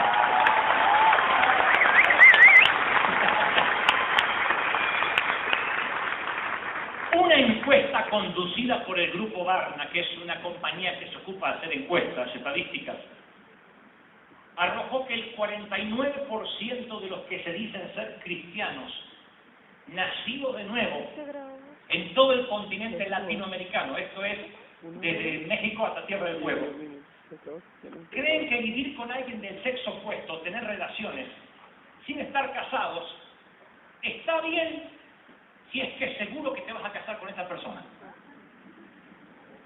Una semana antes, una semana después. Se dio una, espero que no sea de la semana antes. Casi la mitad de los encuestados, 49%, son estadísticas reales, se siente a gusto, cristianos, con disfrutar pensamientos sexuales o fantasías sobre alguien, y una tercera parte, 33%, dicen que está bien matar un bebé siempre que esté dentro del vientre de la madre. El 53% de los hombres que pertenecen a la organización cristiana Promise Keepers, que es una organización que se compromete a mantener la pureza espiritual, moral, ética y sexual, visitan sitios pornográficos cada semana. Según una encuesta por internet de hace 4 meses atrás, de 6.000 pastores, el 40% han visto pornografía en los últimos 30 días. La encuesta de ética de jóvenes cristianos encontró que en los últimos 12 meses, 74% de los jóvenes cristianos hicieron trampa en los exámenes. Copia ilegalmente CDs y películas. Y el Consejo para la Vida de Familia descubrió una estadística desgarradora. El 88% de los niños criados en hogares evangélicos se van a la edad de 18 para nunca jamás regresar. ¿A qué he venido de tan lejos? A decirles que si nos manipulan el ADN de la iglesia orgánica y no nos damos cuenta, tal vez creemos que vamos por el camino angosto y vamos por el ancho. Tal vez haya gente que crea que es cristiana porque está en la iglesia, pero nacer en un garaje no te hace un automóvil. Estar en una iglesia no te hace cristiano. Servir a Dios no te hace cristiano. Y hay una gran mayoría de personas que están en nuestras iglesias y no son. Pero de pronto caí en pecado. En mi iglesia, líderes. Pastor, no le ponen caí en la droga. Y entonces en nuestra iglesia, alentados por otros colegas, empezamos a hacer seguimiento a los convencidos que pasaban acá. Y es como seguir un muerto, alguien que nunca vivió. Es como un bebé que nace muerto y se lo mete en una incubadora. Yo creo en el discipulado, en instruir, en discipular, en nutrir. Lo que no creo es alguien que nunca se convirtió, tratar de convencerlo un poquito más, para que si no lo toca este culto, lo toca en el otro, o tal vez dentro de un mes hay algo que lo toque. En eso no creo, porque la palabra de Dios está viva. ¿Te confronta o no te confronta? Porque el Evangelio no es para hacernos felices, es para redimirnos de los pecados. Estamos en rebelión con Dios, en pecado. Y te ibas al infierno, y te pudrías en el infierno. Desde que naciste fuiste un alma eterna y vas a vivir por la eternidad en alguna parte y te ibas a pudrir en el infierno a menos que Cristo haya muerto en la cruz del Calvario y hayas entendido que te salvaste del lago de azufre. ¿Están siguiéndome, sí o no? Y cuando uno dice, ¡wow! ¡De eso me salvé! Si después Dios me prospera, me bendice, me da un auto del año, me da un mejor trabajo, es la espuma de la Coca-Cola. Es el regalo. Pastor, yo no puedo caminar, no te hagas problema, mijo. Vamos a orar para que Dios te regale las piernas otra vez. Pero si Dios no te la regala, tranquilo. Lo importante es que llegaste al lugar donde te salvaste el alma y vas a estar todos los días de tu vida con el Señor Jesucristo, adorando sin silla de ruedas. ¡Wow! ¡Wow! Eso cambia nuestra manera de ver las cosas. Entonces no es para ser felices. No, pero a la gente hay que decirle para que venga. En Estados Unidos una niña de 7 años de edad en el año 2002 fue raptada, secuestrada en el sur de California. 7 añitos. El sinvergüenza que la raptó, un hombre de 37 años, la violó, la ahorcó, quemó el cuerpito y lo arrojó camino a Nevada. Agarraron al delincuente, lo sentenciaron, lo justiciaron y lo sentenciaron. Ahora imaginen que el juicio salió por televisión. Imaginen que el juez en un momento le dice, yo sé que usted violó, ahorcó y quemó una niña, pero no hablemos de eso ahora. ¿Usted es feliz? ¿Hay un hueco en su corazón que necesita llenar? Diga conmigo, señor juez, señor juez. No hubiese agarrado una ira, porque lo único que importa ahora es lo que hizo. Si después va a tener agua mineral o agua con gas en la celda, no me importa. Si va a tener una almohada de plumas o va a dormir en el piso, me importa un cuerno, aunque esto suene mal, porque ahorcó, mató y violó una niña, y soy padre de una niña, y sé lo que alguien puede sentir. De tan solo pensarlo, me corre un frío por la espina dorsal. Y si el juez se le pone a hablar, ¿usted es feliz? Queremos hacerlo felices. Hubiésemos pedido la cabeza del juez. Hay que sentenciarlo. Y cuando el hombre llega a la iglesia, si no entiende que está sentenciado de muerte y se va al infierno, nunca se va a convertir. Nunca. Porque viene a la iglesia porque Jesús te hace feliz. Nuestros jóvenes están en la iglesia para que Dios los use. Y el Evangelio no es para que Dios te use. Y tampoco es para que Dios te use. Si Dios te usa, es el efecto colateral, la bendición de Dios, tu forma de agradecer a Dios. Pero no vienes a la iglesia. Hoy me decía un muchacho, yo quiero servir, me estoy muriendo por servir. Mi pregunta será, ¿sabrás de qué te habrás salvado? Porque si no sabes de qué te salvaste, tampoco lo puedes predicar. Te decía en la iglesia, hermanos, el sábado salgamos a evangelizar. 4.000 personas, que es mucho para Estados Unidos. Tenemos en la iglesia. ¿Saben cuántos salían a evangelizar el sábado? 30 personas. De 4.000, ni el 10% salía a evangelizar, ni el 1%. ¿Por qué? Porque no saben de qué se salvaron. ¿A quién van a salvar? Si no saben ellos de qué se arrepintieron, si no saben ni siquiera por qué están en la iglesia, ¿cómo van a ir a predicárselo a otro? No hay pasión. Una mujer que tuvo cáncer de mama, hace una fundación contra el cáncer de mama y le dice, mujeres, cuídense, prevengan, porque pasó por eso. Alguien que tuvo un hijo con hidrocefalia o síndrome de Down, ayuda a otras madres y habla desde el dolor. En Argentina hay un grupo de mujeres llamadas las madres del dolor, que son las madres que vieron a sus hijos desaparecer bajo la última dictadura militar argentina. Un gobierno de facto les arrebató los hijos. Y se juntan en la plaza, son las abuelas y las madres del dolor. Yo voy a predicarles una vez y no tenía palabras de aliento para darles. Quería decirles algo que las pusiera felices y estas madres estaban desgarradas.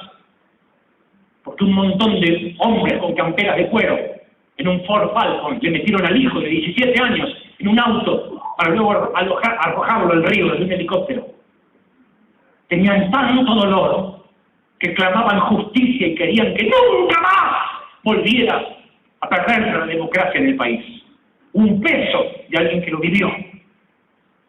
Y si yo sé que me arrepentí, que el Señor murió por mí en la cruz del Calvario, que yo estaba condenado al infierno, y Cristo muere por mí y me salva, la pasión mía no va a ser, Cristo vino a hacerte feliz. No va a ser eso. Cristo vino a bendecirte, recíbelo. ¡No! Muchachos, se están perdiendo. Y predicas en la universidad, y predicas en la facultad, en el sitio de trabajo. Tienes que salvar gente. Imaginen que podamos echar a volar la imaginación y pudiéramos volver atrás al lunes 10 de septiembre, un día antes del fatídico 9/11 de las Torres Gemelas. No pueden decir nada a la gente. Esto es como las películas de Regreso al Futuro. ¿Recuerdan? De Volver al Futuro. ¡Ah! ¡Estaba regresando a 1985! ¡Marty! No podemos decir nada porque podríamos ocasionar un elipsis y un vórtice en el tiempo temporal. ¿Se acuerdan de eso? No puedes decir nada. Solo puedes predicar. Miren qué escenario para predicar. Un día antes de que los jets se estrellen en el corazón financiero de los Estados Unidos. Y ahí va toda esta iglesia a predicar. Hay hombres de familia que están planificando su Día de Acción de Gracias, sus Navidades, sus vacaciones. Tú no les puedes decir lo que mañana va a ocurrir, solo puedes predicarles. Y tú sabes cuando los miras que muchos de ellos van a morir aplastados por hierros retorcidos, bajo las flamas de la gasolina que los envuelve, con un avión que se estrellará, o lo que es peor, arrojándose al vacío, estrellándose contra las banquetas, para tener un poco de oxígeno antes de morir contra el piso. Tú los miras y sabes que están sentenciados a muerte. No puedes decir nada, se te prohíbe solo predicar. El Evangelio tal como lo conocemos hoy, ¿serviría? Le podríamos decir, Cristo quiere hacerte feliz. Cristo vino para prosperarte. O tendríamos que cambiar el Evangelio y decirles, te mueres y te vas al infierno si no tienes a Cristo. Y tú me dices, bueno, pero las Torres Gemelas, ¿qué ejemplo es ese? Tampoco uno puede vivir así. Cada 24 horas 150.000 personas alrededor del mundo mueren y entran a la eternidad, la mayoría sin un salvador. De acuerdo con la Organización Mundial de la Salud, el cáncer se llevó 7.9 millones de víctimas el año pasado y las enfermedades al corazón mataron 7.2 millones. Cada año 1,5 millones de personas mueren en accidentes de tránsito. Las muertes alrededor del mundo a causa de la gripe se estiman entre 500.000 y 600.000 solamente en América Latina, y 100.000 mueren relacionados a infecciones contraídas en los hospitales. Y si el mensaje no es apropiado para los que mañana van a morir en las torres, o el que se puede subir un auto hoy y perder la vida, entonces a lo mejor nos cambiaron el ADN. Le dije a Liliana que yo estaba dispuesto a salir de la televisión cristiana, porque la televisión cristiana solo me permitía que me dijeran, ay pastor, lo veo desde México, ay lo vemos acá en Colombia, ay lo vemos acá en Ecuador, hermano, me firma la Biblia. Pero me sentía que era un fracaso como predicador, que era una estrella más de las celebridades cristianas, que lo único que podía aspirar es ir una vez a Expolit a firmar Biblias, libros, sacarme fotografías y creer que estaba impactando el mundo, pero que realmente no lo estaba haciendo. Y lo que es peor, muchos creen que ese es el techo, a eso hay que aspirar. Ore por mí para que grabe un disco. Ore por mí para que esté en el canal cristiano. No está mal el canal cristiano, gloria a Dios por el canal cristiano, y yo lo bendigo. Bendigo los canales cristianos y bendigo las radios cristianas, no están mal. Entiéndanme la profundidad de lo que estoy diciendo. Lo que digo es, si nuestro evangelio no salva a la gente de las llamas del infierno, y la gente no reconoce que ha pecado contra Dios y solo repite una oración aquí adelante, no se están convirtiendo. He pecado contra ti, Padre, dijo el hijo pródigo, y contra el cielo. David dijo, contra ti he pecado, Dios, solo contra ti. Pablo dijo, si no fuera por la ley, no me habría dado cuenta de lo que es pecado. ¿Qué es la ley? Lo que te dice, estás condenado. Decía John Wesley, hay que predicar 90% ley, 10% gracia. ¿Qué es la ley? Lo que te dice, estás en controversia con Dios. 90-10. Y tú dices, no podemos hacer 50-50. Una de cal y una de arena. Si yo voy a hacer un chequeo de rutina para que el médico me convenza de que yo tengo un tumor, no me va a convencer con 2 palabras. Me va a tener que hacer análisis, diagnóstico, radiografías, posiblemente pida una segunda y una tercera opinión médica. Y esté un 90% de mi tiempo en esa clínica asegurándome de que tengo una enfermedad. Y después, la cura, nadie me va a tener que convencer.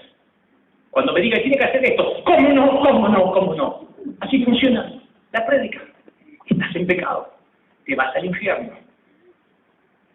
Si eres próspero o no eres próspero, es un detalle menor.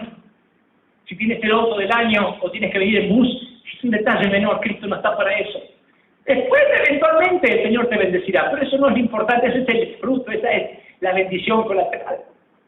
Pero si yo solamente hago del fruto como un cebo para atraer a los pecadores, es como decirle, enrólense en el ejército, que hay cosas buenas, hay una semana de vacaciones. Y no les digo que eventualmente podrían enviarte a la guerra. Y tú me dices, pero me van a enviar a la guerra, eso no es importante, piensa en las vacaciones. Ponte en paracaídas, que mejora tu calidad de vuelo. No lo mejora, no empeora. El servir a Dios empeora las cosas muchas veces. Y pondré disensión entre el padre y el hijo contra padre. A veces la familia se empieza a desmembrar a causa de que aceptaste a Cristo en el corazón. Aquel que no niega a su padre, a su madre, que no aborrece a su padre, hermano, hermana, significa de que cuando tengas que decidir entre seguirlo a él o tu familia, vas a tener que decidir por él. Y este no es un pasaje de menor categoría, está aquí en la Biblia y es tan importante como todo lo puedo en Cristo que me fortalece. Es igual. La Biblia dice que te traerá problemas en la familia, que el Evangelio te traerá persecución y por mi causa serán perseguidos y vituperados. La Biblia dice que vendrán los vientos y el que es edificado en la roca va a permanecer, pero también para ambas casas vienen los vientos. El insensato edificó sobre la arena y el prudente sobre la roca. Para ambos soplaron vientos, para ambos vinieron los ríos, para ambos vinieron las tempestades. No exime de tempestades. Jóvenes, servir a Dios no es glamour. Servir a Dios no es predicar en una cruzada con un traje claro. Servir a Dios no es escribir libros. Servir a Dios no es que la gente te reconozca. Servir a Dios es negarte a ti mismo, renunciar a muchas cosas con dolor, tener que perderte aniversarios, vacaciones, graduaciones de tus hijos, pasar la mayor parte a los que son llamados ministerio itinerante encima de un avión. En mi caso a veces muerto de miedo porque tengo fobia a volar. Pero usted es un siervo de Dios y tengo fobia a volar. Pero es un hombre de Dios, pero tengo fobia a volar, ¿y qué? Y se mueve el avión y digo, Señor, no quiero morir acá, déjame morir calentito en la cama.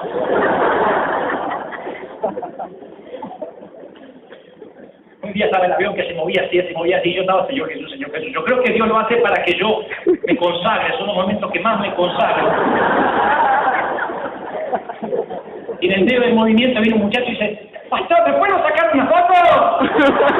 Yo decía, tu abuelo, ¿te puedo sacar una foto? Digo, ahora no, se mueve mucho el avión. Pero tranquilo, yo estoy tranquilo porque porque cuando lo vi a usted, dije, el avión no se cae, que estaba ante qué. Y se fue.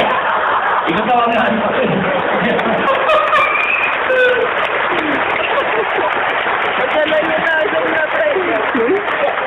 Charles Spurgeon dijo, la gente nunca va a aceptar la gracia si primero no tiembla ante la ley divina. Charles Finney dijo, la ley prepara el camino para el Evangelio. Ignorar esto es llenar la iglesia con falsos convertidos. Y esta noche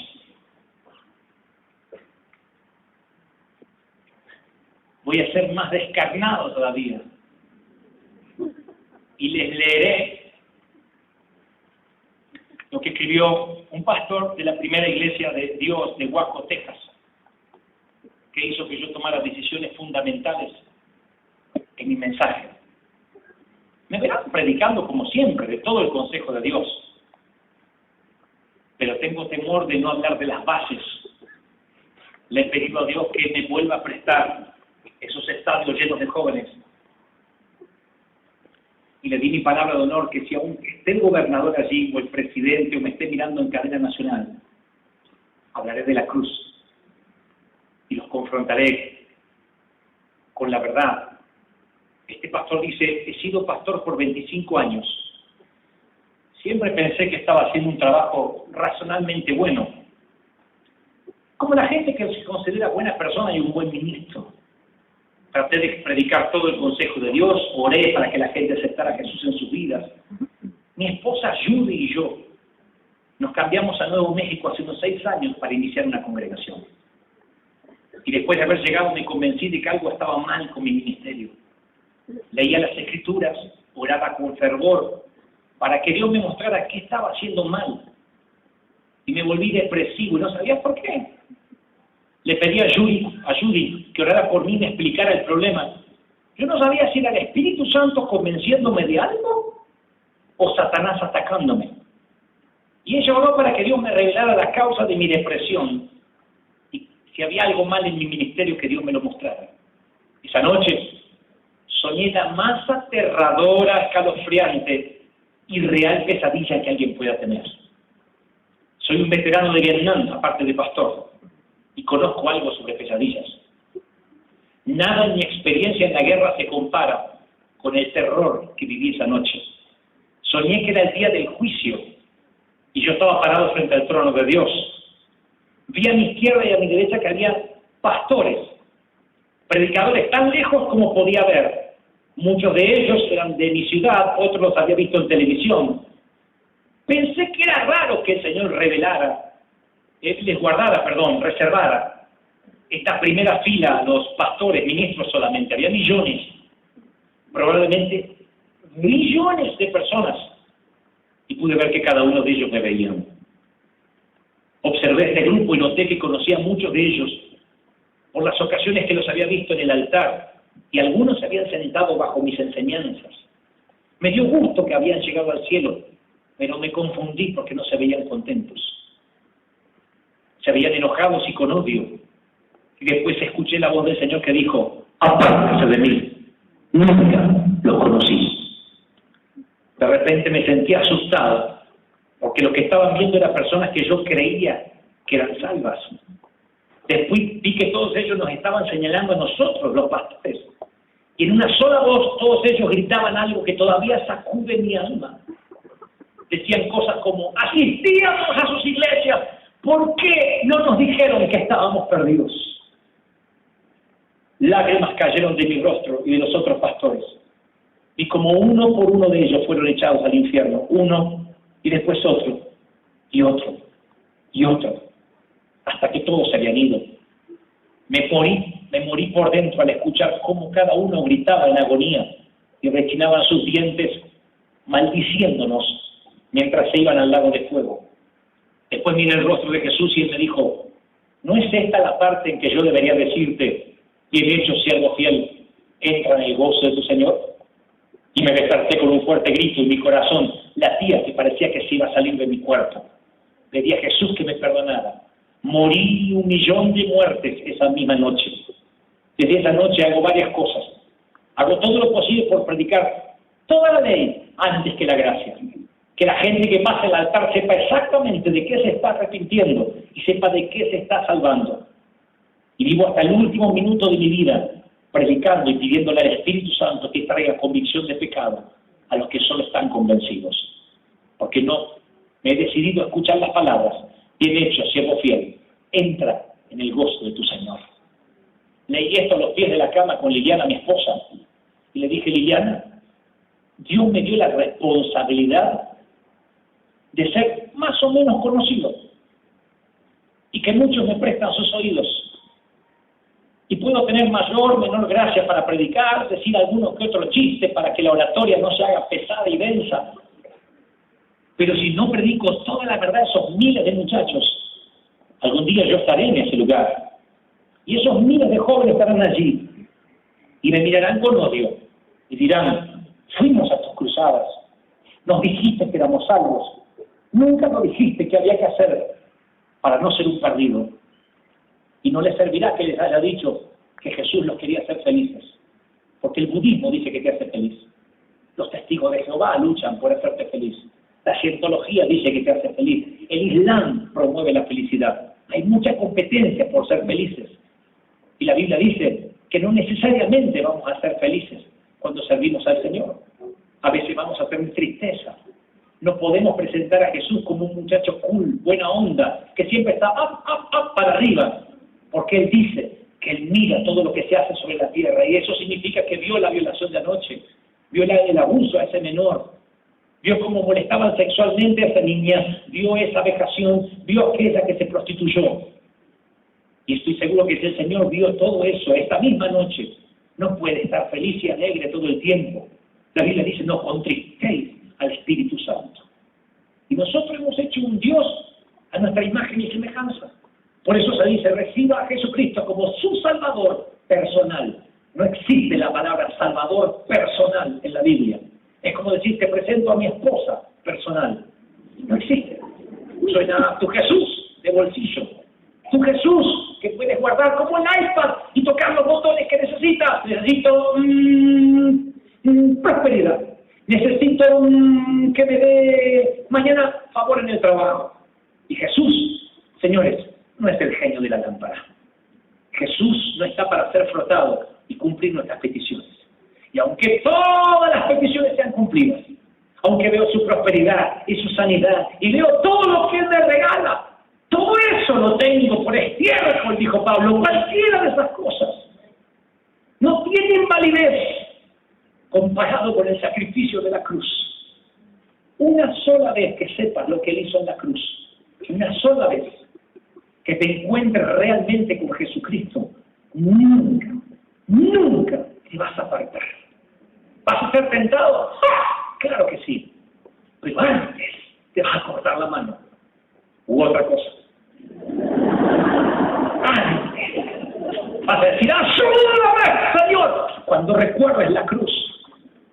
Cuando recuerdes lo que Él hizo en la cruz.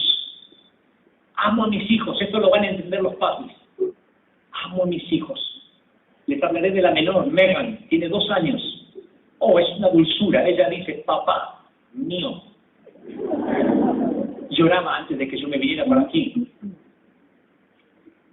Y si alguien me dijera: tienes que matarla, sacrificarla, porque a través de su muerte, cuando su muerte salga en los periódicos, la gente vendrá corriendo a tu iglesia y se entregarán a Cristo. Oh, para mí sería desgarrador. Yo pediría muchas reconfirmaciones y ángeles y profetas. Y el Señor me dijera: nunca me pediría algo así, pero si me lo pidiera, sacrifica a tu hija, para que a causa de su muerte haya un avivamiento. Es una locura, una herejía la que estoy diciendo, pero permítanme avanzar en esto con ustedes. Yo finalmente con dolor la entrego para que la maten. No sé, para que le quiten toda su sangre, no sé, le quiten los órganos. Y entonces se produce un avivamiento. Y viene gente a ver al pastor que dio a su hija para predicar. Y se acerca alguien y dice: ay, no me ora por el Roberto, que me anda un poquito rebelde. Yo le arranco la cabeza de la bronca. ¡Hija, me costó! No para que le vean del 20. ¡Mi hija me costó para que te salga del infierno! Ay, no me ora a mí porque me anda un poco mal y estoy pidiendo que Dios me dé un auto este año, pero quiero le pedí al Señor un Mercedes. Dios, y no entregué mi hija para tu Mercedes. No pisotees la sangre de mi hija. Ese enojo que yo tendría. ¿Qué creen que lo tendría el Señor? ¿Creen que Dios no lo tendría? ¿Creen que Dios no lo tiene? ¿Creen que Dios no se enoja? ¿Creen que Dios no se aira cuando alguien viene a buscar? ¿Qué puede recibir de él? Yo tengo en mi iglesia gente que viene hasta después de la alabanza y la adoración para ahorrarse lo que le corresponde a Dios y hasta la ofrenda y recibir lo que le corresponde a él, que es el mensaje. Porque este mensaje, lo que estamos haciendo hoy, no bendice a Dios, nos bendice a nosotros. Tiene que ver con nosotros. Dios no está diciendo del cielo, Miguel, qué bueno lo que dijo Dante, anota eso por favor, no lo sabía. No. Y la gente tomaba la alabanza y la adoración en mi iglesia como la previa, antes del mensaje, antes de lo que me corresponde a mí, y no le venía a dar nada a él. Un día les dije, queremos un avivamiento y ni siquiera nos parecemos a un cine. Porque al cine, cuando dan Los Increíbles o Los Vengadores o los Spider-Man, vamos 10 minutos antes, 15 minutos antes, y orinaron todos, fueron todos al piso. Miren que no me levanto a sentir por nadie. Y compramos las palomitas de maíz y el refresco y nos sentamos ahí a ver todos los comerciales. A la iglesia me llegan una hora más tarde. Y si todavía ni nos parecemos a un cine, por favor no digan que están convertidos. Si no valoran lo que Dios hizo por ustedes, le dije a mi iglesia, no se atrevan a pisotear la sangre de Cristo y decir, yo soy un nacido nuevo. No lo eres, aunque lo hayas confesado aquí. Y cuando muchos de nosotros, pastores, agregué, perdamos el orgullo espiritual, y aquí mis líderes, aunque sean líderes o mujeres o músicos, o estén cantando en este coro, se atreven a bajar de aquí y decir, yo nunca había entendido, y quieren arrepentirse, entonces el Señor traerá un mover genuino. Si se volvieren en sus malos caminos, si se volvieren a mí, yo me volveré a ustedes. Si inclinar en sus rostros y se humillar en mi pueblo. Y entonces empezaban a sollozar por allá. Y se podía cortar el ambiente con un cuchillo. Y alguien lloraba. Y uno de mis pastores pasó aquí llorando al frente. Uno de mis mejores líderes. Diciendo, ¿qué tengo que hacer para ser salvo? Y luego el coro empezó a bajar. Y los jóvenes que se solían acostar con sus novias y novios. Los hombres que consumían pornografía y tenían una doble vida.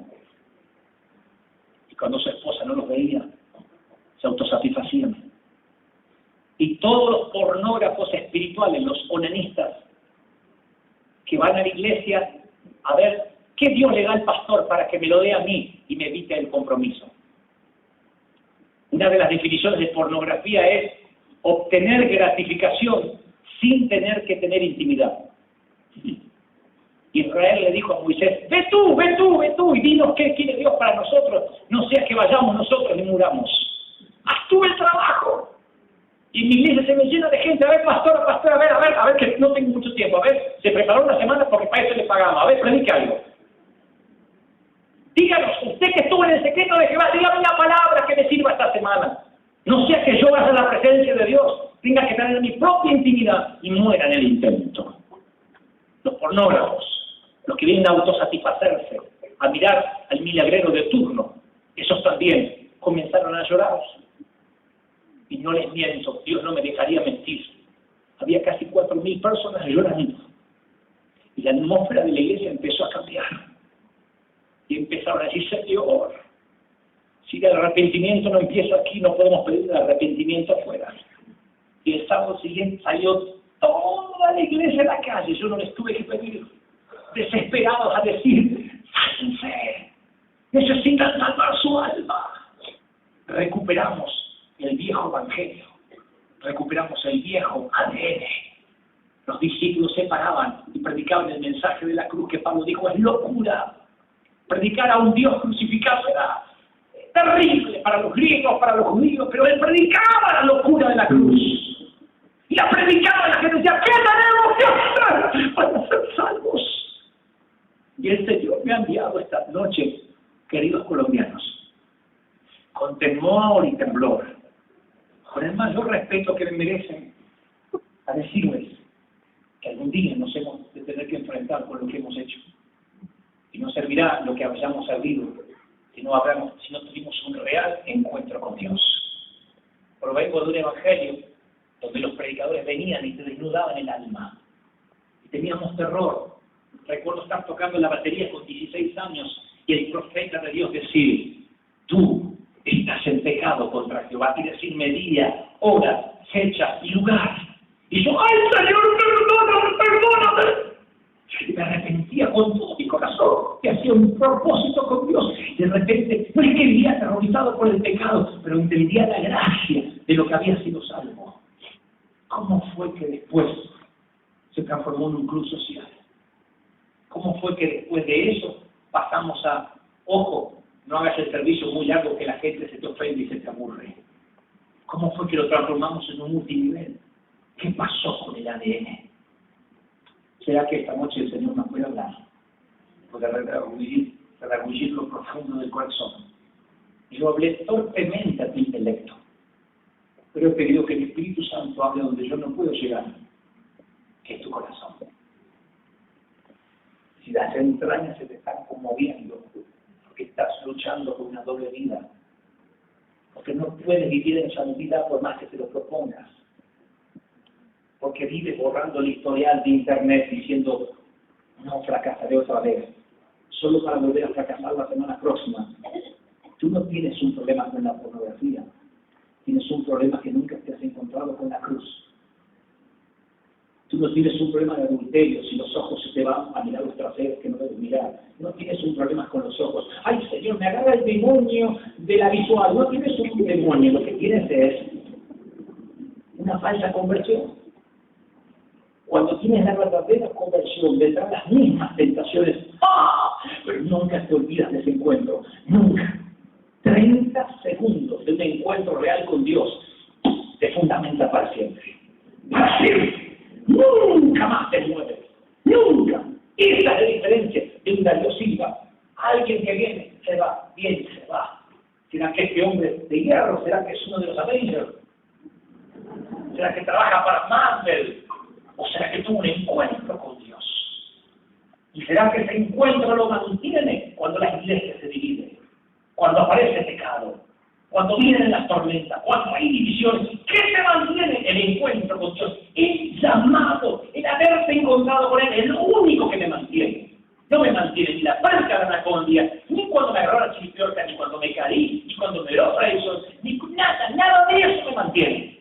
Solo el encuentro que tuve personalmente con Dios. Pobres de los que viven de espiritualidad prestada. Pobres de los que dicen, óreme hermano, usted que está ungido. Busca a Dios para estar tan ungido como aquel a quien admiras. Porque es el mismo Dios. A nosotros nos conviene convertir las pequeñas piedritas en pan para saciar el hambre de la gente. Pero algún día daremos cuenta por no haberlos conducido al verdadero pan de vida. A nosotros nos gusta el glamour que nos sigan y ¡uy, tengo el fuego en esta mano! Hagan una fila acá. Nos gusta eso. Pero algún día daremos cuenta por no enseñarle a la gente cómo tener su propia vida espiritual. No es a veces, no es cada cruzada, no es los domingos. El que habita al abrigo del Altísimo morará bajo la sombra del Omnipotente. No dice el que visita. El que viene una vez por semana. El que habita. El que habita todo. Todo. ¡Toma la basura!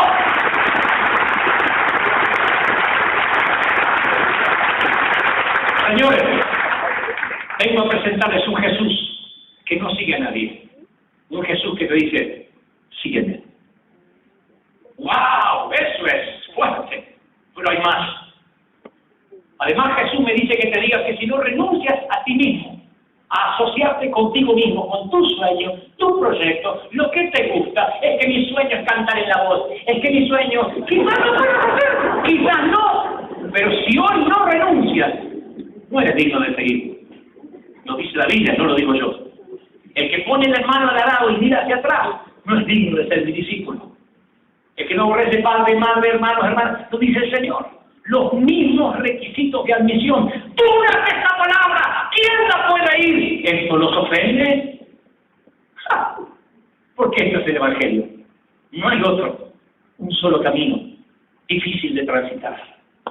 Difícil de caminar. Es el camino angosto. Si hubiera 4 caminos, tengan la seguridad que yo predicaría sobre los 4. Si hubiese 40, yo predicaría los 40 caminos. Hay uno solo, no hay más. Y ese único camino te costará todo. ¿Cuánto? Todo. No es un 90 ahora y guárdate un 10 para que Dios vaya obrando. ¡Todo! Hoy. Por eso hay tantos ofrecidos y tan pocos ungidos. Por eso hay tanta gente que sueña con el glamour del ministerio y tan pocos que Dios puede utilizar. Porque el camino es duro. Y los estoy llamando, los estoy incitando a una revuelta. A ser guerreros en un camino duro. No les puedo prometer siempre días felices. No les puedo prometer que les irá bien. Esto, señores, es una guerra. Y estarás bajo fuego. Nuevo nivel, nuevo demonio. Nueva unción, nuevas tentaciones. ¡Ah! Si crees que ahora es difícil, espera que Dios te unja y lo será más todavía. Batallarás con cada átomo de tu ser, con cada fuero más íntimo de ti. Eso es servir a Dios. De donde yo vengo, los que sirven a Dios dan su vida. Si es necesario, dejan padre, familia, hermano, todo por causa de Él. Y entonces el Evangelio trastorna las ciudades. De donde yo vengo no es un Evangelio para poner un stand una vez al año. No es un Evangelio para gritar de alegría y para saltar y danzar todo el tiempo de júbilo. ¿Habrá momentos de alegría? Los habrá. Pero dijo una vez un coronel que llevó a la guerra a sus jóvenes a Vietnam: no puedo prometerles que regresarán vivos a casa, pero sí puedo prometerles que seré el primero en poner un pie en el territorio hostil y el último en quitarlo de él. Jesús dice: no puedo prometerte de que será un camino de rosas, pero si crees que yo morí por ti en la cruz del Calvario y estás dispuesto a seguirme, te cueste lo que cueste, si lo crees y lo confiesas con todo tu corazón, te doy mi palabra, dice el Señor, que yo estaré delante tuyo poniendo un pie y seré el último en quitarlo de ahí. Nunca te dejaré solo. Nunca, nunca, nunca. ¡Vamos! ¡Oh! ¡Aleluya!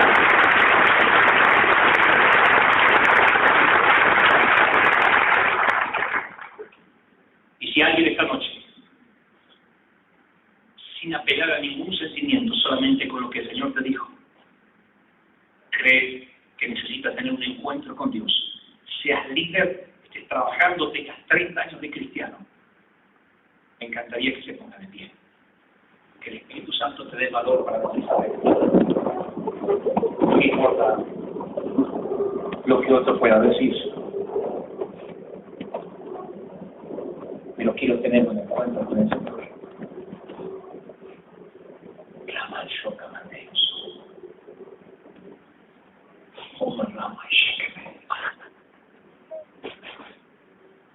Iglesia Padre de Colombia, pida al Señor que esta noche te revele la cruz. Ay, Simón Sheca, manda jamás. Los que están luchando con tentaciones, con pecados, los que están luchando con gigantes en su valle privado de Ela, y no pueden más. Y llegaron hoy diciendo: solo necesito una palabra de aliento. La palabra de aliento es: en un encuentro real conmigo, nunca más estarás en depresión. Nunca más estarás en tristeza. Nunca. Rafael, toca algo, por favor, aquí una suave melodía del altar, para que todo el mundo tenga un momento para orar. Rama Shatamanda y Aso, Mandeo So. Todos oramos, todos. Rukamai Shete Mandeo So. Rita la Mandei, Alama Shota la Mandía So. Todos orando, todos.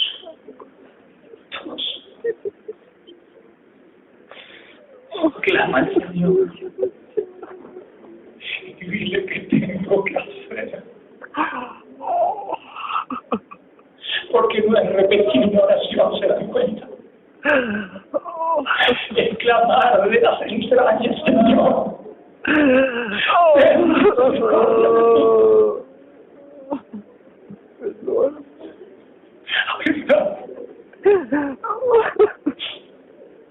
Porque cuando eso venga, vendrá la pasión evangelística.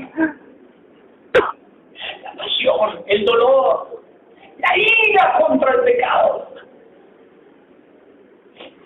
Habrá gente esta noche diciendo, ¡dame Colombia, me muero! ¡Oh, la mamá! ¿Hasta cuándo, dice el Espíritu, me ubicarás entre los caminos? Hay una controversia conmigo. ¿Tú sabes cuál es? Yo sé cuál es. Enfrenta, porque por eso es que no. Porque no quiero presencia de Dios. Yo quiero terminar ya, sé que la hora avanzada, pero el Espíritu Santo está diciendo algo, no quiero que no tenga.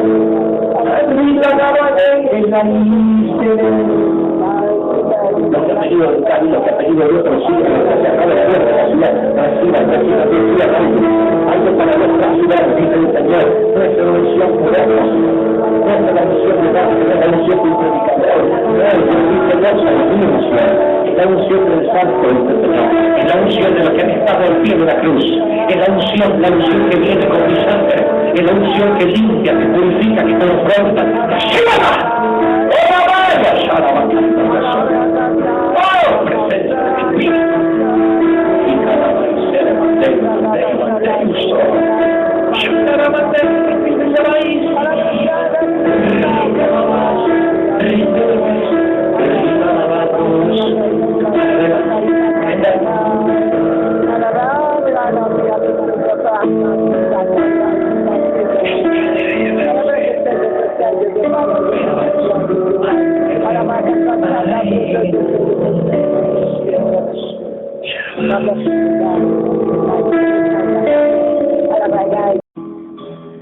He predicado con temor y con temblor. Sepan disculpar la torpeza de un predicador que a lo mejor no supo expresar bien todo lo que el Espíritu Santo puso en su corazón. Pero sé que me voy tranquilo y en paz. Pues muchos no sabían y ahora saben. Cuando sabes, es contado por pecado si lo sigues haciendo. Cuando recibes revelación, recibes la responsabilidad de esa revelación. Ahora sabes, si no nos volvemos a ver nunca más en la tierra, si la providencia divina no nos vuelve a cruzar por ningún camino, entonces nos veremos en el cielo, con una sonrisa, cuando Él nos diga, bien, entra en el gozo de tu Señor. Ahí nos vemos seguros, ¿sí? ¡Aleluya!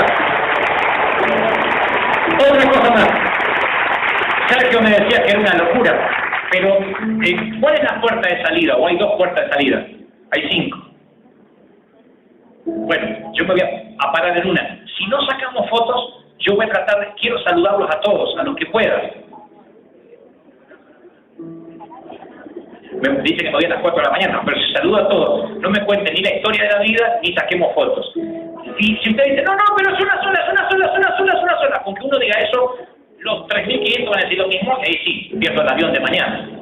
Pero, si, por más que tenga la amiga que me lleva a un costado, si no sacamos ninguna foto, yo me gustaría por lo menos saludar a los que pueda, darles un abrazo, extenderles la mano. Yo me voy a ir parada a la puerta para los que vinieron de lejos. No es una obligación que nos saludemos, pero si alguien quiere saludarme, va a ser un placer saludarlos sin sacar fotos. Allá, porque si paramos para sacar fotos, ahí sí, no terminamos. No sé, ¿cuál es la puerta de salida? ¿Esa? Bueno, me voy a una, me voy a aquella me voy aquí. ¿La más cuál? Bueno, está bien. Alguna me voy a ir. Así que Sergio termina de despedir, déjeme llegar hasta la puerta, la del centro me dice. Ahí voy.